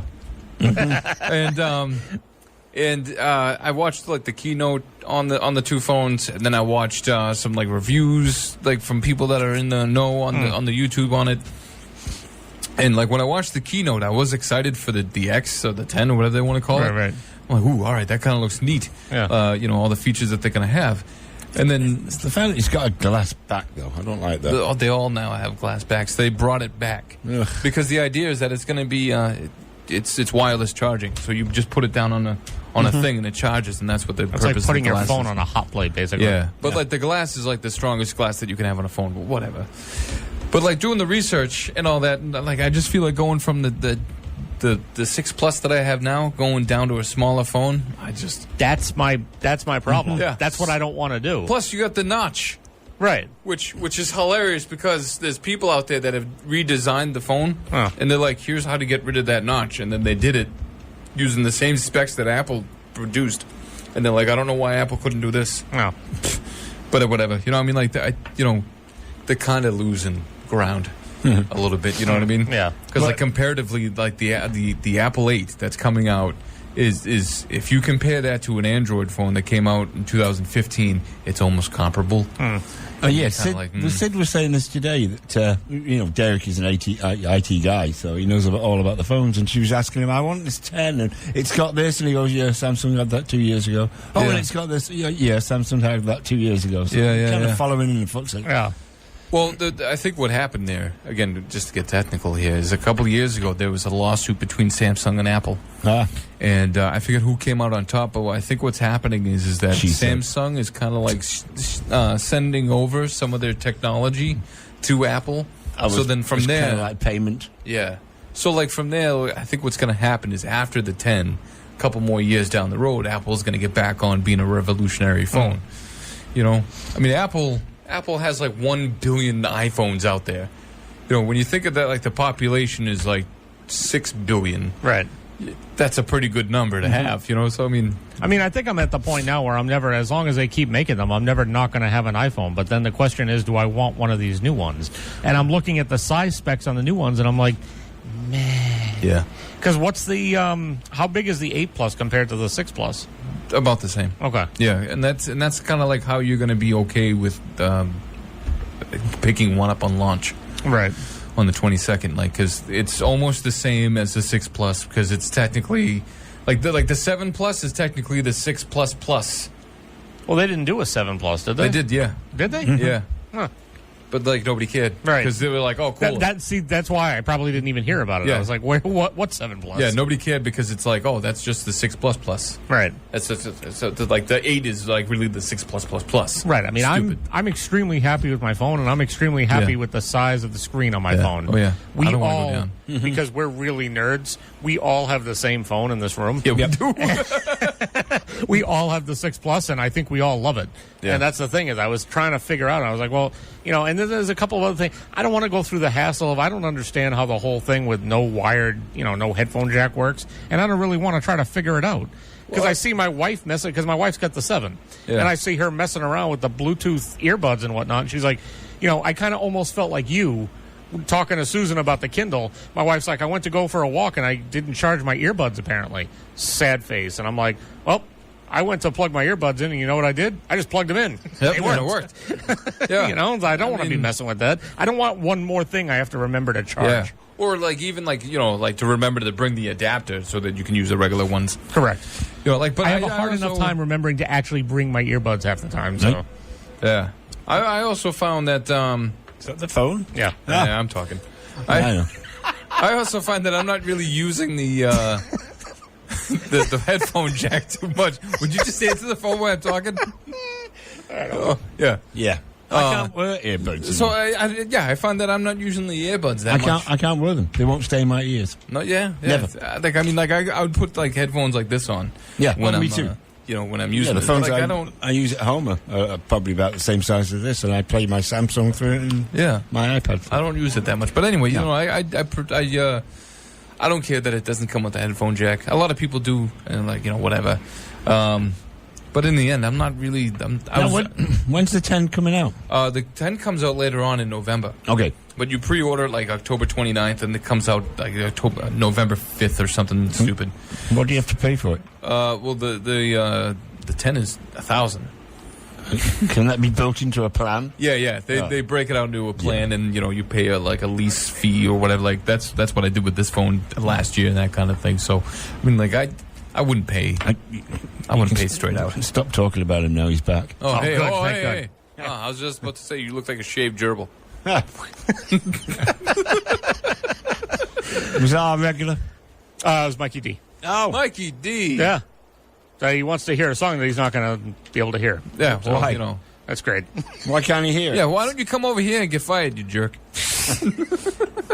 And then he said that he might be here in a couple of weeks, but not to tell no one. Okay. So because he said not to tell no one, I figure I could tell everyone. Well, So here's the that's- thing. That's exactly what he told me to do. Here's the thing. Yeah. He called earlier. The first phone call that we got. Yeah. That was him. The Skinnerd one?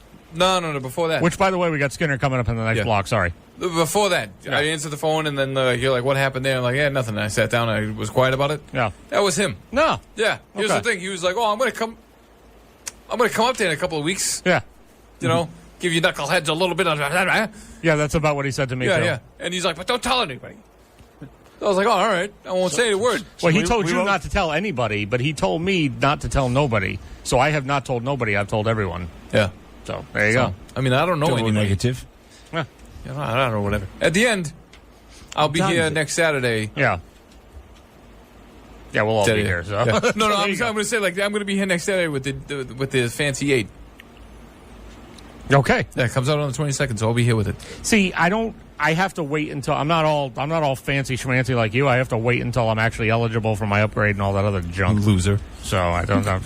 I'm also not the one who pays a phone bill in my house, so I deal with it as as the case may be. I just go along with whatever is going to happen. So that's the way it'll go. Another block of classic rock. Let's do it. Do it. To it.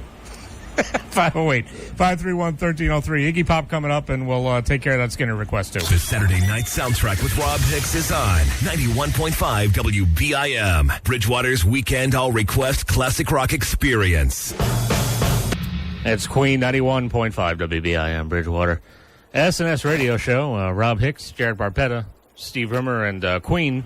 Obviously, the pictures just started coming out of the first shots of the guy playing Freddie Mercury.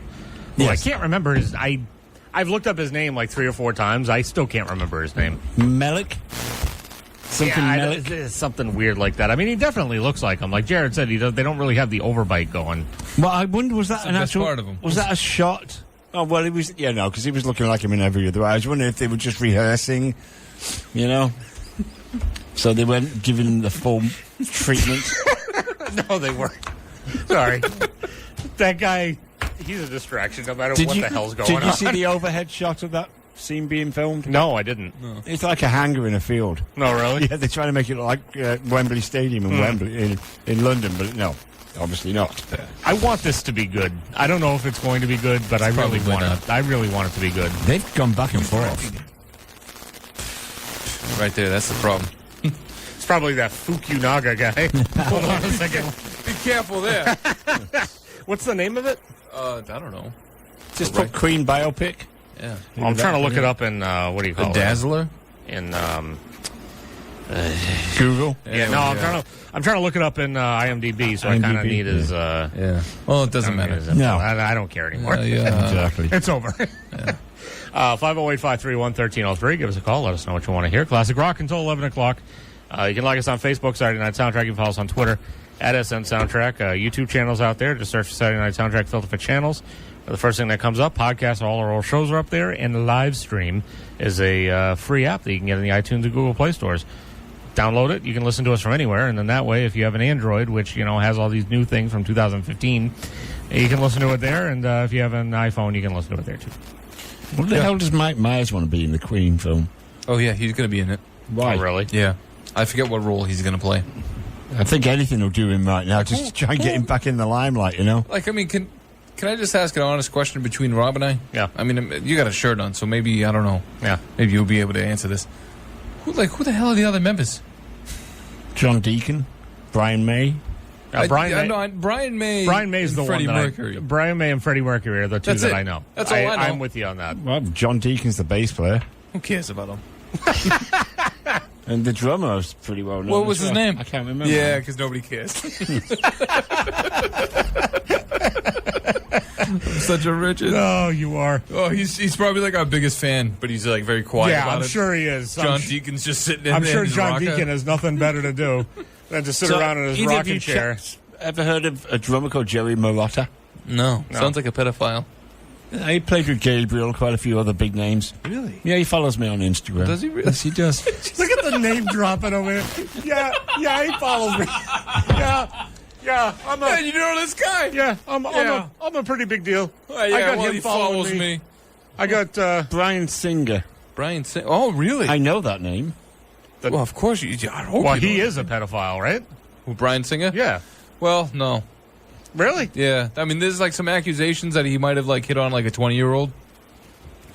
Oh, it was somebody of age. I thought Yeah. it was more Well, 'cause scandalous. he's- I thought it was an well- underage person besides. Well, it was a little bit scandalous because he was he was ousted as being gay. Gotcha. No, but like he wanted to keep it super quiet, and then somewhere along the lines when he was filming Superman Returns, it kind of came out that he might have been dating the co-writer, and then that kind of caused things, whatever. But I don't care if you're gay, Right. I mean, Oh, God, he does a lot of the those. the person that like occupies our, you know what I mean? Like, there's no reason to care about someone who like their sexual orientation for F's sake. Oh, I get what you're saying. Yeah. At first, I did not get. I lost you. No, there in the I was woods, losing but then I myself. picked you back up again. I just don't understand this world I live in. I like how so in the middle of. I'm sorry, Steve. We interrupted your name dropping. So who else follows you on Instagram? So it's that guy. Just him for now. I mean, no, I've got. Well, what about Mark Allman? Doesn't he follow you? No, I follow him. He doesn't follow me. Oh, but Are you following him to give him another pop in the he eye? wants to punch him in the face again. Yeah, you punched him in the face. So So I'm thinking about this thing, right? And Jared, you mentioned my voice earlier, and there's a possibility. I haven't decided the best way to do this. So there's a show coming up that's going to be coming up in November. It's the weekend of November 11th. We are either not going to have a We'll show. forever remember. We're either not going to have a show, or we're going to have a show in which only you and Steve may speak. Why? Because I'm having surgery on the 8th on my throat. Oh. And you can't talk for how long? Well, they said I'm going to be like really raspy, but I'll probably be okay. Which means I could probably come in here and do the program, but I may not be able to talk during the show. Oh, all right. Which means I'd have to do like signals yeah. and everything. Don't get me wrong. I'm liking this. I'm gonna. This could be fun. I'm gonna be. Don't get me wrong. I'm gonna be in here to work all the electronics. I don't trust you balloon heads in here working all the knobs and everything. So I'm gonna be in here doing all of that stuff. But I may need to have you guys do like the entire show broadcast. For an Yeah, interesting we show. can. as if work I that was. out. I'll be the engineer and you guys would just kind of run Oh, with it's it. going to be so popular. It's going to be the best popular thing ever. We'd almost. I think we almost have to like kind of psych it up a little bit. Like, Oh, kinda, yeah, we're gonna kind of psych promote it it up. a little bit Yeah. as we get closer. We're to going to it. let the inmates run the insane asylum. Absolutely. So that's going to be November. That's potentially going to be November 11th. The whole. I mean, the A whole day that thing will ki- forever go down Yeah. in infamy. Infamy. I mean, the whole thing kind of gets blown out of the water. If there's some reason why I can't come in at all, then obviously we can't do the show. You know what's going to happen? Yeah. Steve and I are going to converse separately from you, and we're going to organize that, like our notes for that show. We're going to come up with skits. We're going to have the whole thing. It's going to be wonderful. That's Yes. great. Yeah. That's great. Yeah, you're Unbeknownst to Rob, he So- will have no knowledge. Yeah, you'll have no knowledge of what we're going to come in here with. All I'm going to We're do. going to have props. And you won't be able to stop it. All Although I'm going to do is you come can in here still and press buttons. Right. I'm still going to be working the controls here. I'm just probably not going to be let dead air talking. happen. Yeah. No, we're gonna have props. We're gonna have everything. It's gonna be wonderful. That's great. Sound effects. Sound effects. It's gonna be a beautiful thing. Yes, it is. Oh man, be ready. You're a lot more excited Here we about come, this November 11th, than I thought you were going to be. 11. And I don't know why I thought you wouldn't be excited about it because it's right up your alley, but for some reason I didn't. You know what this is gonna be? This is gonna be like the pure heroin version of Jared. Oh, God. This was not a good idea. Speaking of, Yeah. Twin Peaks wrapped up. Oh, did it? I did. Oh, my God. So I can finally go back and watch the whole thing all the way through? All 18 hours. Your comments, by the way, to my wife were not at all helpful. What's that? She asked you a question about the show, and you were like, watch the seasons and then watch the movie. Well, she's watched those. Oh, I didn't know if That's she had not or not. helpful. That's the thing. I didn't know if she had or not. Because some people are coming up to me and asking me about it. Right. And like, oh, what do I need to do? Do I need to know anything? Do I need to care that something was on 24 years? Because she watched the original series Yeah, I when it don't was know. on, and then she went back and watched it again. It's beautiful. It's a great. So- It's a great. Like, there's a there's a review from Rolling Stone about it, and like it says, it will f you up for sure. It's a great. Like, there's episodes that are just like people are still talking about it. I want to see the episode that you told me about with them moving the chair around for like 10 minutes or whatever the hell it that happens. was. It happens, man. There's so many moments like that. Like, there's moments where you're just sitting there going, like, how long is it going to take that guy from going down the hallway and getting that coffee? How long is that going to take? And it takes the whole episode. And you're like, that was beautiful. So it's sort of like listening to Jared tell a story up here sometimes. Yes. It's so much like How Jared. long is Jared's story going to take? Well, longer than I thought originally, that's for sure. It's so much like Jared. Great. That whole show, top to bottom. You want to know what I am like? You show that show to somebody. So maybe I'll skip that. I get Yeah. enough of them every week here. Yeah, we don't need to I don't- watch it. And now we're getting 2 hours more a week of them. I don't know if Yeah. I necessarily need Good. 18 get so hopped up on the road. So again, November 11th, and it all depends because I'm having the surgery on the 8th. I go home on the 9th, and basically I'm told that the recovery time from this is very quick.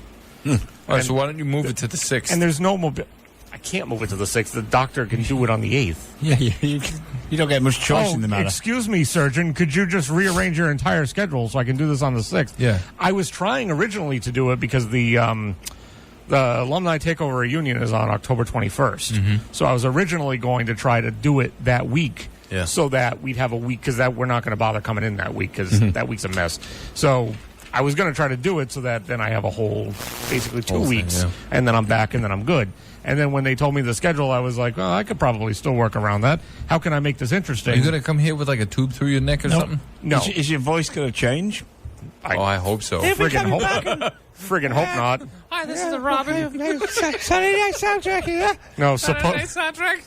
This is Robin, Steve, Jared. We got myself, Rob Hicks, and Steve Rimmer, and Jared. How you doing? You're children. You're both children. I can't do the show with children. They're both children. But there's like, hang on a second, I need to get a sip of my milkshake. It is not going to be anything like that. I'm just going to be very hoarse. I need to eat my sandwich. He's going to be a horse. I'm going to be... Or maybe you're coming in there with... He'll be a naysayer. Yeah. F all of you. So, Coming in here with one of those like those voice boxes. Hello, my name is Rob Hicks. I don't even know why Welcome to the Saturday Night Soundtrack. There's no reason for me to... I don't even know why I'm dealing with this. I don't even No, know. you're going to deal with this on the 11th. Yeah. November 11th, this is what's happening. Going to just learn how to just operate these. I'm not even going to care anymore about, like, anything being ceremonious. I'll just cut you off and... Oh, here we go. Jared goes to sign off. He's like, we got music and we've got to play with The Rock, the 95.1. Listen to it. Here we go. We're going to have to preempt the show by letting everybody know the things that might happen. Yeah. Yeah. We'll come with a warning. There Yeah. will be nudity. Oh, holy God. There will be nudity. So Deep Purple on their Infinite album that they just put out. What was it, at the end of last year, or was it within this past This few past months? year. Yeah. No, It past was few this months. year. Is that what it was? Yeah. It's all a blur. Roadhouse Blues they covered is the last track on the album. We're going to hear that next. Good. Good. Great. So you- is Rob Hicks. Deep Purple is next on the deck. Okay. It's Deep Purple for you. 91.5 WBIM Bridgewater, SNS on BIM. Tom Petty and the Heartbreakers at 91.5 WBIM Bridgewater. SNS radio show. That was a request for Lisa and Tom. I was listening to that. I was listening to that song the other day, and driving around, and Steve's going to vehemently disagree with me on this, and that's perfectly fine. And I'm listening to the song, and I'm thinking to myself, I don't even understand what this song's about. That somebody doesn't have to live like a refugee, But you could put any words to that song, and that song's great. And I'm thinking to myself that I don't even know, it doesn't even really matter because the song is just written so well, and the vocals and the instrumentation and everything is so great. Doesn't even matter what the lyrics are. And Steve disagrees. Yes, I do. which is fine. Which is fine. I just thought I'd get that out.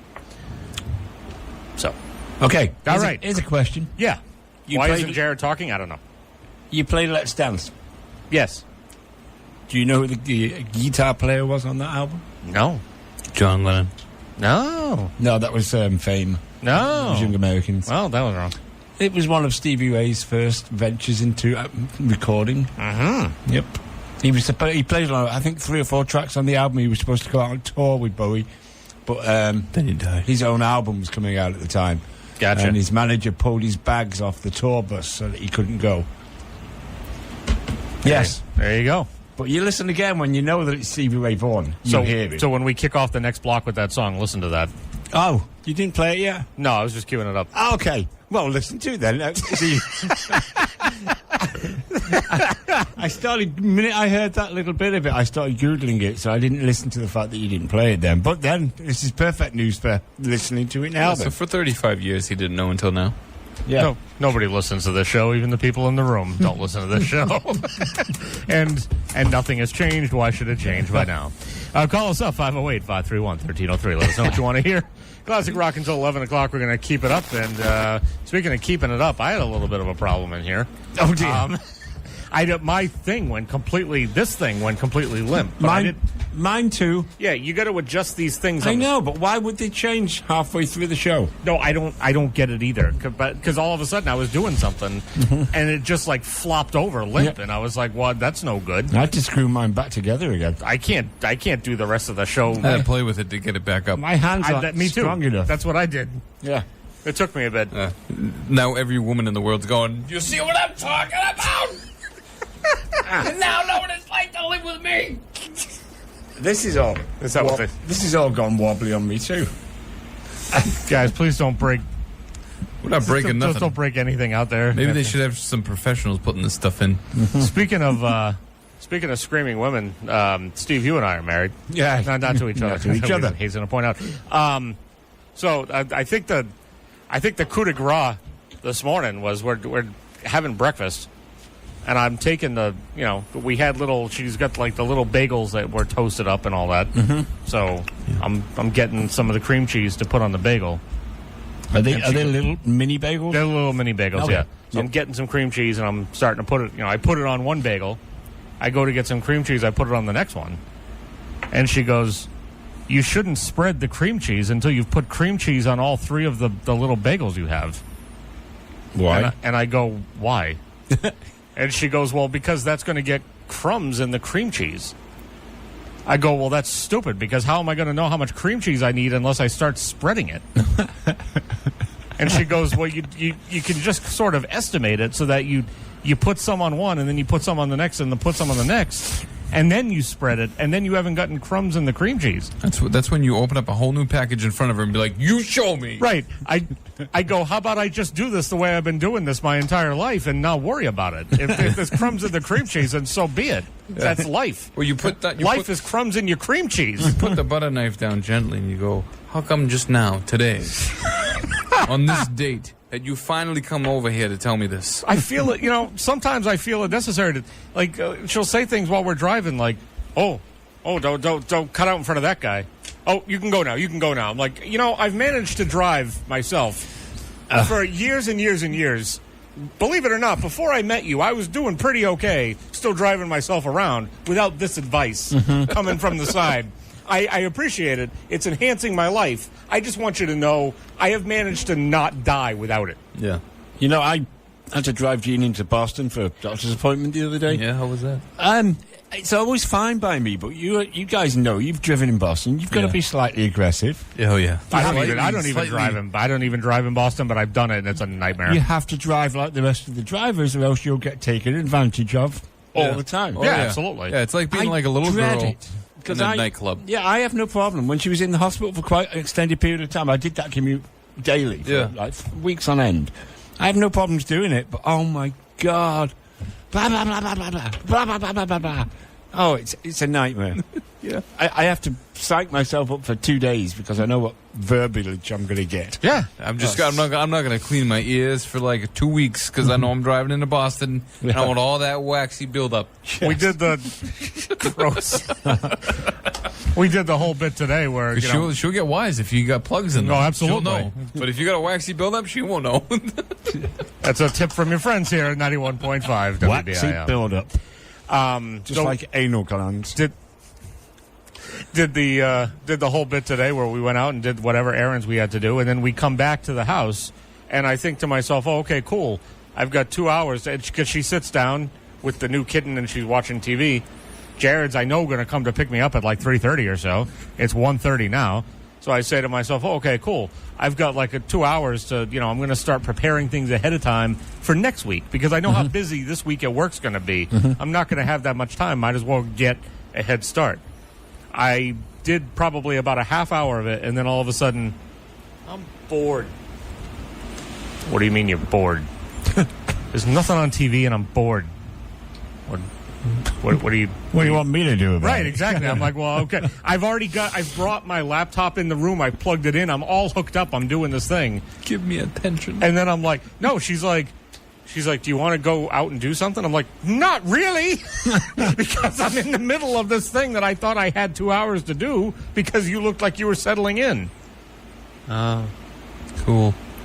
And she just keeps looking at me, and I'm like, okay, this means I'm not going to get this done. Had to go out on some meeting. And then this is the kicker. I get in the living room. I get in the kitchen, rather. I put my shoes on. I get my keys. I'm all ready. Where do you want to go? I don't know. What do you mean? You don't know? How do you not know? You're the one that wants to do. I was fine in the living room. I was all hooked up. I was sitting at my thing. I was good. I was happy. The birds were chirping. Everything was great. I was doing my little Excel like a loser, working on my radio show. Well, I'm going to be 40 next year. Working on my radio show. Everything's great. You wanted to do something, and now you don't know what it is. Damn it! I just don't get it. You should have known you were walking right into that trap. No, I should have known. Somehow I just didn't see it coming. I didn't see it coming. I don't know why.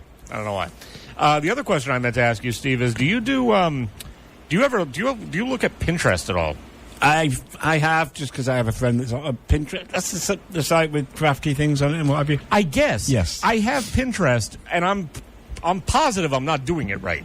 No, because I'm treating it like Instagram. Like, basically, like, I open up my Pinterest, and it's a bunch of pictures of like, it goes all by your searches and everything. So I've got a bunch of home theater photos, and I got photos of Allison Sweeney, and that's all I have in my feed. Oh, because it tells me that I'm doing it wrong. The only thing I've ever looked at it for, I don't know what it's for, and I'm starting not to care. Can you buy things on Pinterest? I don't believe so. It's a different site I'm thinking of. And then I keep getting... It's Etsy you're thinking of. And then I get... What are we, like middle-aged women here talking about Pinterest? And then I get and then I get notifications. These pins are waiting for you. I'm like, what does that mean? I don't understand what that is. I click on it. I'm like, I don't want any of this.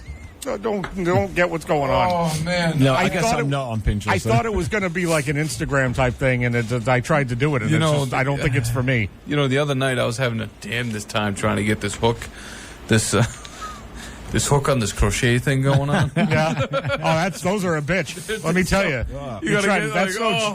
You got to count the stitching and go like, you think you're being funny, but that's not funny when that doesn't work there. It's not funny at all. I did 16 loops on this hook, and then by the time I counted everything over, I noticed that my line was just off a little hair, so I had to untangle the whole thing. I've seen this happen. And then count in not again. Not with him, though. Talking about the chest. Here we go. Oh, Stevie Ray Vaughan yes, is on this record. 91.5 WBIM Bridgewater. Here's Bowie for you. Yep, we are. 91.5 WBIM Bridgewater. Saturday night soundtrack. Thin Lizzy, Boys are back in town. Bruce Springsteen before that, Van Halen. Kicked it off with David Bowie, Rob Hicks, Jared Barbetta, Steve Rimmer. I wish that would play a different Thin Lizzy song. I'm sure you do. We do play different Thin Lizzy songs every once in a while. No. Yeah, Jailbreak. We have played it. We've played Jailbreak numerous times. The Rocker. We've played the Rocker a few times. Moonlight. Don't think not we've- really. I don't think we've played that. Moonlight's a little bit of But anyway, yes, we've played numerous Thin Lizzy songs you don't know because you don't pay attention to the program. No, I don't. In between What were you saying? segments. What? I don't know. I don't even remember. Hey, we're going to get into this or not? Who's talking now? I don't know. What? Get into what? What?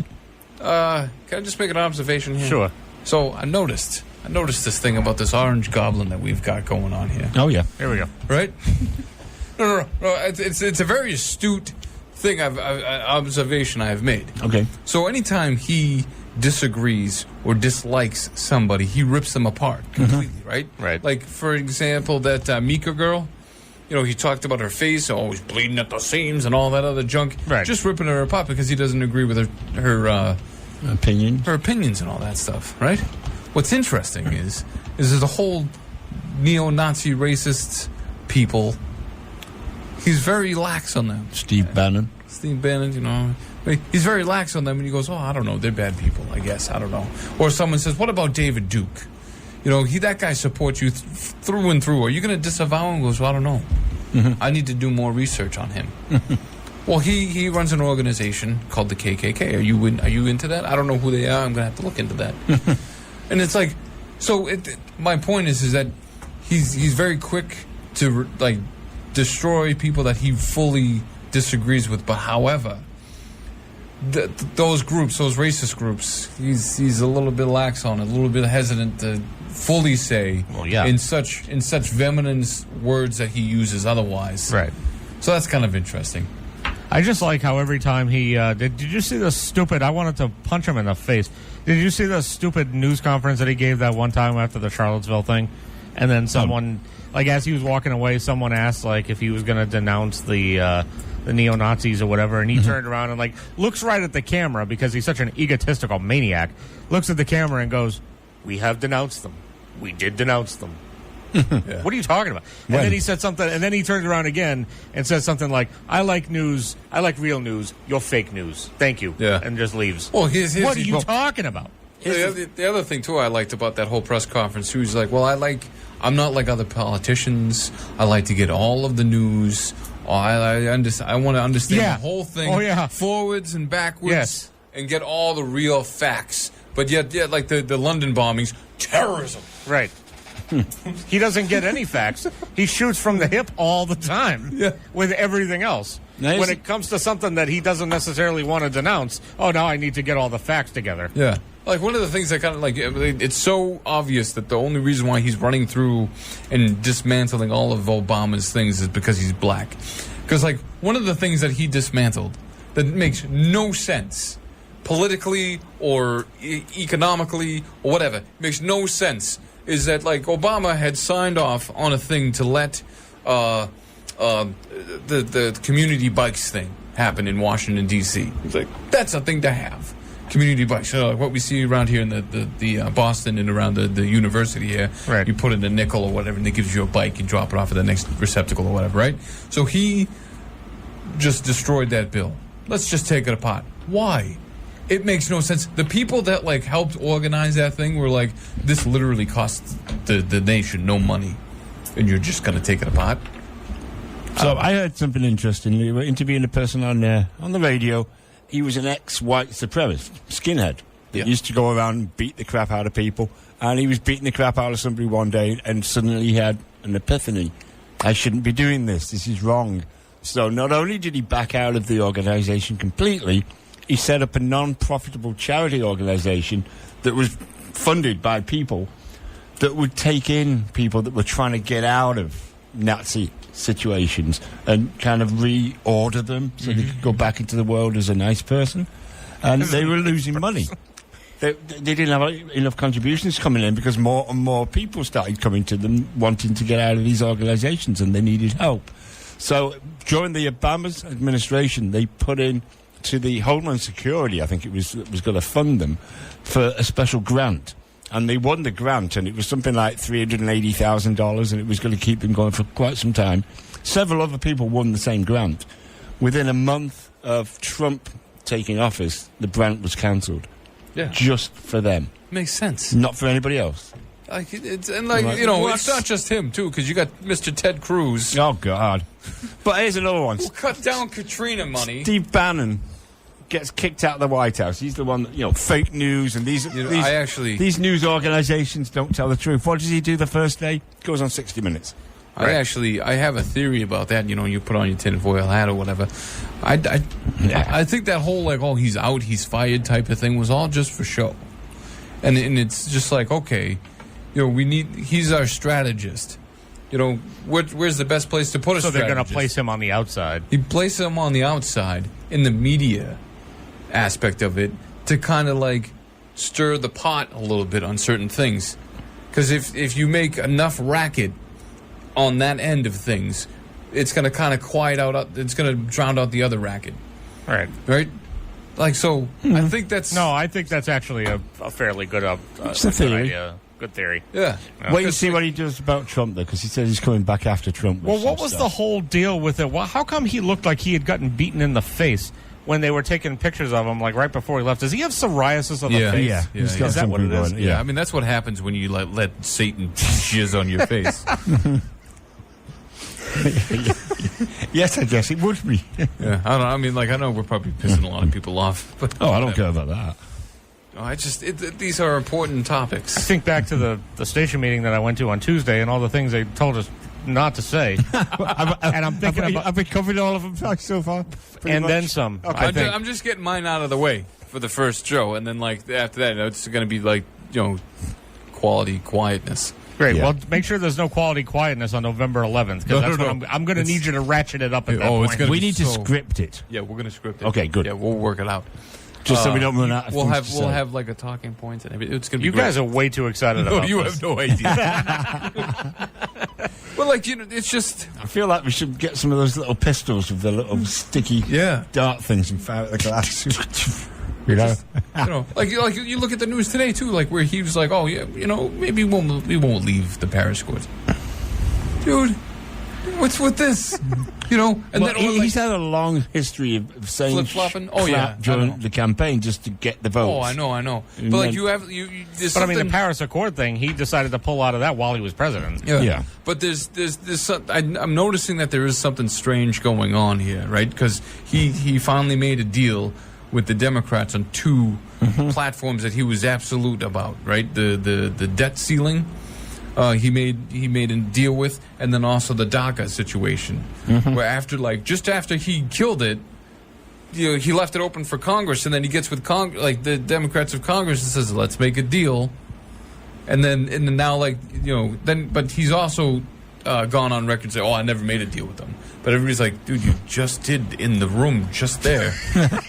And he's trying to back it off like it is, but so there's something strange going on where he's kind of doing this weird pivot, an extreme pivot. I'm just not liking what's happening. I haven't liked really? anything. I haven't liked anything that's happened since November, to be honest with you. Oh no, I agree with that. I can't believe it's already been a whole year since Holy this crap. nightmare started to unfold.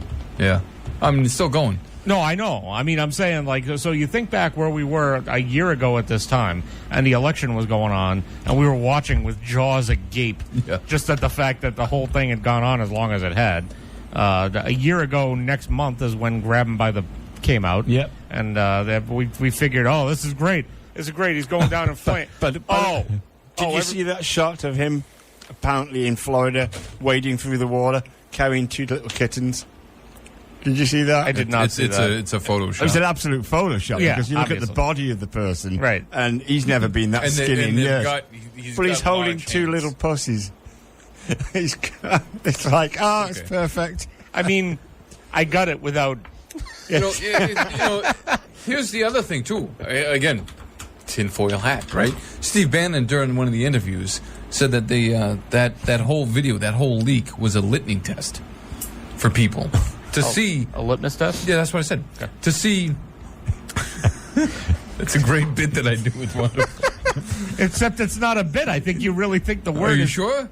I don't know. I'm pretty sure, sir. I feel like I'm an educated All person. right, continue. Anyway, so in one of these interviews, he says that, right, about that video, right, and it seems to suggest that he's the one that leaked the video, as a as a thing to see who on the team is with Trump, right? Like, I'm going to release this video.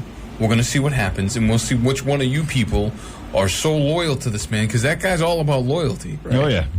We'll see which one of you knuckleheads are loyal to this. And then if you notice that Christie was one of the guys that says, this is terrible. You're going to go down in flames. After he says that, they booted him out. Mm-hmm. And then, like, the campaign carried on as usual. So, like, some of these leaks that were going on, I feel like was coming from in-house for a specific purpose. You know what I mean? Like, it's just, I don't know. I don't think he's that complicated, to tell the truth. Well, no, he's not complicated. No. He's not the complicated one. It's the people around him. Mm-hmm. Like, a lot of people think, like this whole Russian thing, everybody's like, oh, come on, Trump can't be that smart that he organized this whole... I don't think that's the thing. I think Manafort and Flynn worked on it, and they all powdered him up and buttered him up. And like, we're not going to tell you the full scope of what's happening or what we're doing, but we're doing these things and it's going to help you win the election. And it's not illegal in any way. Oh, okay. Yeah, sure, that makes sense. That sounds a great thing. I'm going to win. Let's do this. And then they orchestrated it all. So there's like a donut that had gone on with this whole situation. A donut? Yeah. Like it's a round situation and he's in the middle, but he's not aware of what's going on. So fully. he's like the munchkin. Yeah. But he's in the donut. Yeah. You know what I'm saying? Like he's like in the center. It's a donut. He's in the center of this whole situation, but like he's not aware of like the ramifications. That's why he's on such the defense about like this Russian thing's a witch hunt.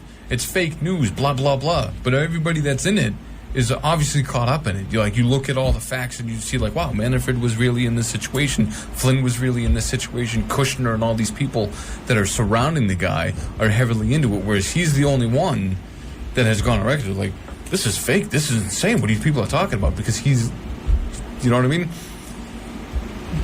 I mean, I can go on for hours. No, we know that. I've had a whole summer of reading. I've had a whole summer of just reading this insaneness. Jared's had a whole summer of educating himself. Yeah, and now absolutely. And now he's just going to puke it out all over us, whether we like it or not. I mean, it's important to educate yourself, right? To read both sides of the thing. You read all the Democrat stuff and you read all the Republican stuff, so that way you can come to a little bit more of an understanding as a whole. Right. That's how you get the truth. Can I pause you for a moment? Yeah, Steve just looked either confused or horrified by something. No, I looked at the clock and I'm like, can't be 10:18 already? Oh, it's 10:18 already. I thought it was like 9:18. Nope. No, that would be good. Oh, wow. It's actually 10:19. Whatever. I mean, we're having a good show. Look how long this went on. Yeah. You know what I'm saying? Like, look how long it's gone on, and it doesn't feel like 6 hours, but it's a 6-hour show. It's beautiful. Awesome. Plus, We don't care if any of you out there are bored to tears at this point. or like you're going to be outside with picket forks because or pitchforks, maybe. That's what I said. because I didn't even pick up on that one, Steve. I was sort of zoning out by that point. Because I'm downing on your golden god there. So here we go. We got another block of classic rock. If you're still with us, God love you. we appreciate the support, the continued support. Did you just assume my religion? No, I assumed their religion. That's whose religion I assumed. And everybody out there is fine with it. So, call us up and let us know if there's anything you want to hear in this last block. 508-531-1303. Got the Beatles, Buffalo Springfield, and anything else you want coming up. Last block, SNS BIM. It's time to dust off some crusty, dirty old relics. Maybe they'll clean some of the records, too, while they're at it. Rob Hicks, Jared Barbetta, and Steve Rimmer. The Saturday night soundtrack on 91.5 WBIM.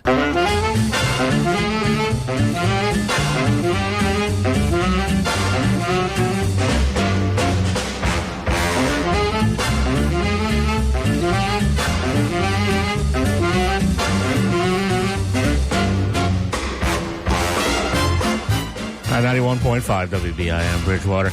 Saturday night soundtrack, wrapping up the first show of the semester. Wrapping up. Already. Just crazy.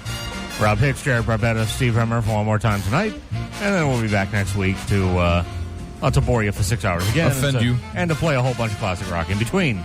That's our job. We had to cram a lot into this week. We definitely had to cram a lot in. There was a lot of stuff on back order. Oh, yeah. There were a lot of And the thing was, I was going through, during the summer, I like to go through and I I try to make notes about things that I want to talk about, or when I get back on the show, and it's like it's something that seems like a good idea to talk about in June or July. By the time I get to September, I'm like, well, nobody cares about this anymore. No, I know. And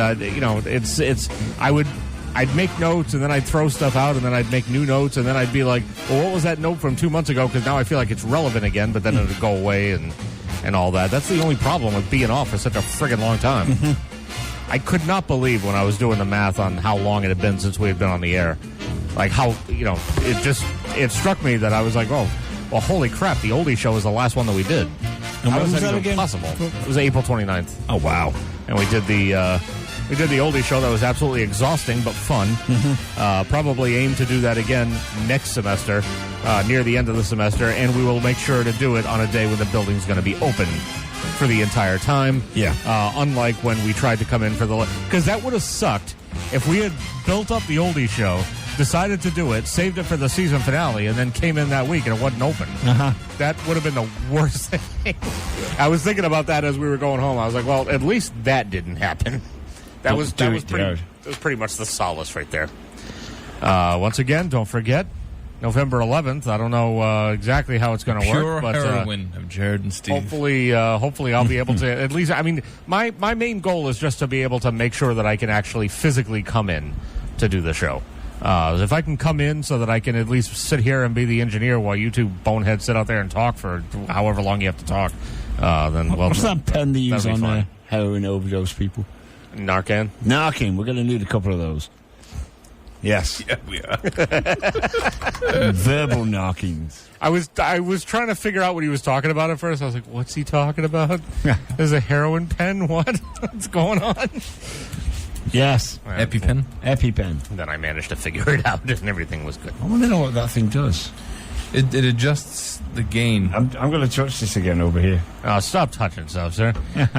So that It adjusts the gain for the I was going to say. Oh. So that box out there is that actually? It's been here forever. Yeah, but Everybody needs to leave it alone. the thing of it is it actually controlling how the voice is going out, or is it just controlling how you're hearing it? Nope, it's the voices. It's the gain. Because I don't hear anything different on you guys. I bet if we twiddle with those knobs, If you keep saying it's the gain, I still don't understand because it's not changing anything. That is. Telling you, I can hear the difference. Oh, I'm I different can when hear you- my voice differently. Yeah. So So it's doing it's- something. It's the gain, Pat. Yeah, good. Okay? All right, it's the gain. Whatever. Why don't I go and take some more correct meter readings while I'm at it? It's an audio mixer. Oh. It's been here forever. Has it always Well, been there? Yeah. Why are you guys just mentioning it this week then? Because like they put on fancy. I don't remember seeing those lights before. Those lights have always been there. Really? Yeah. No. And then they just put this fancy little like Mica tape on it.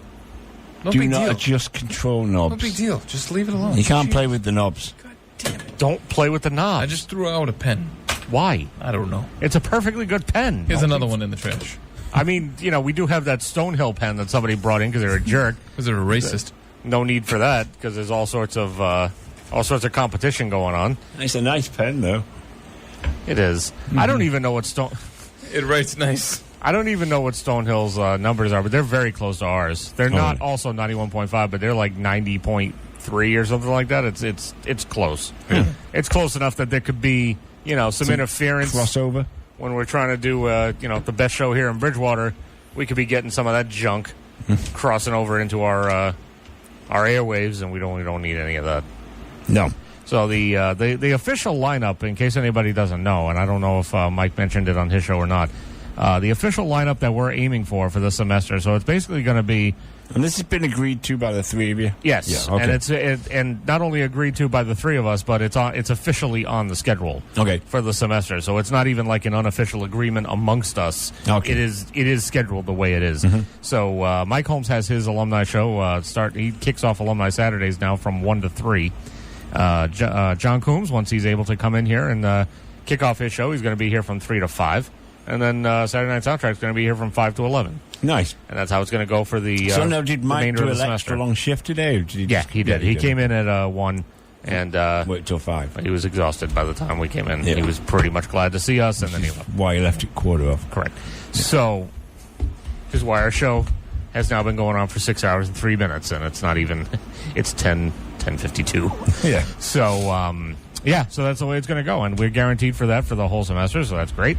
If in foreseen circumstances, John isn't able to come in, and you guys happen to be available, we may start at 3 on some weeks, or we may start at 4. Maybe maybe Mike and I will split the shift or whatever. We'll figure that out from week to week, but hopefully John will be back and doing a show and all that good Does stuff. he actually reply to your emails now? Yeah.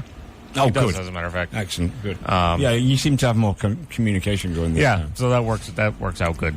The communication is key, basically, and Especially in radio. communication is key, except for when I think I'm all smart and I show up for the meeting on Tuesday night. I get here at like 5:59, and I'm like, I'm just in time, and I stroll into this building like a boss, and I'm like, where's the executive dining room? And the two people at the desk give each other looks, and they're like, so you know across campus? Oh, God. Yeah. You know where the... Okay, so it's there? Are you driving or walking? I'm like, I might as well just walk from this point. So you know where the You might want to get the trolley. You know where the crossover is? And oh, yes, I know where the crossover is and all that. Okay, good. You got to go all the way down there. Oh, fantastic. So I got to the meeting at like 6:10, which means I missed all the boring crap, which is fine by me. Oh, okay, good. By the time I walked in, they were already doing the schedule, so I was like, good. This is exactly what I want. This is what I'm here for. And then, like usual, there was a whole bunch of excitement and suspense until I got my time slot. And then once I got that, I couldn't wait to get the hell out of there. 'Cause that's pretty much what I care about. For an alum that hasn't been here since 2006, so like 11 years. 2002. Could you... I've been here back in 2006. Could you refresh my memory on like how far that is from this location? It's pretty far. It's not. I'm not going to say it's like. Is it like where our cars are? No. No. Do you remember? Do you remember when we came in and it was snowing, and we had to park all the way on that other side? Is it where I yelled at that lady? No, it's not that far, but it's where we had to park when it was snowing. Oh, okay, get you. It's a long way. Cool. A very long way. We'll see you next week. We're going to leave you with Free. All right now, 91.5 WBIM Bridgewater. Saturday night soundtrack, classic rock till 11. We'll see you next week. Bye. She's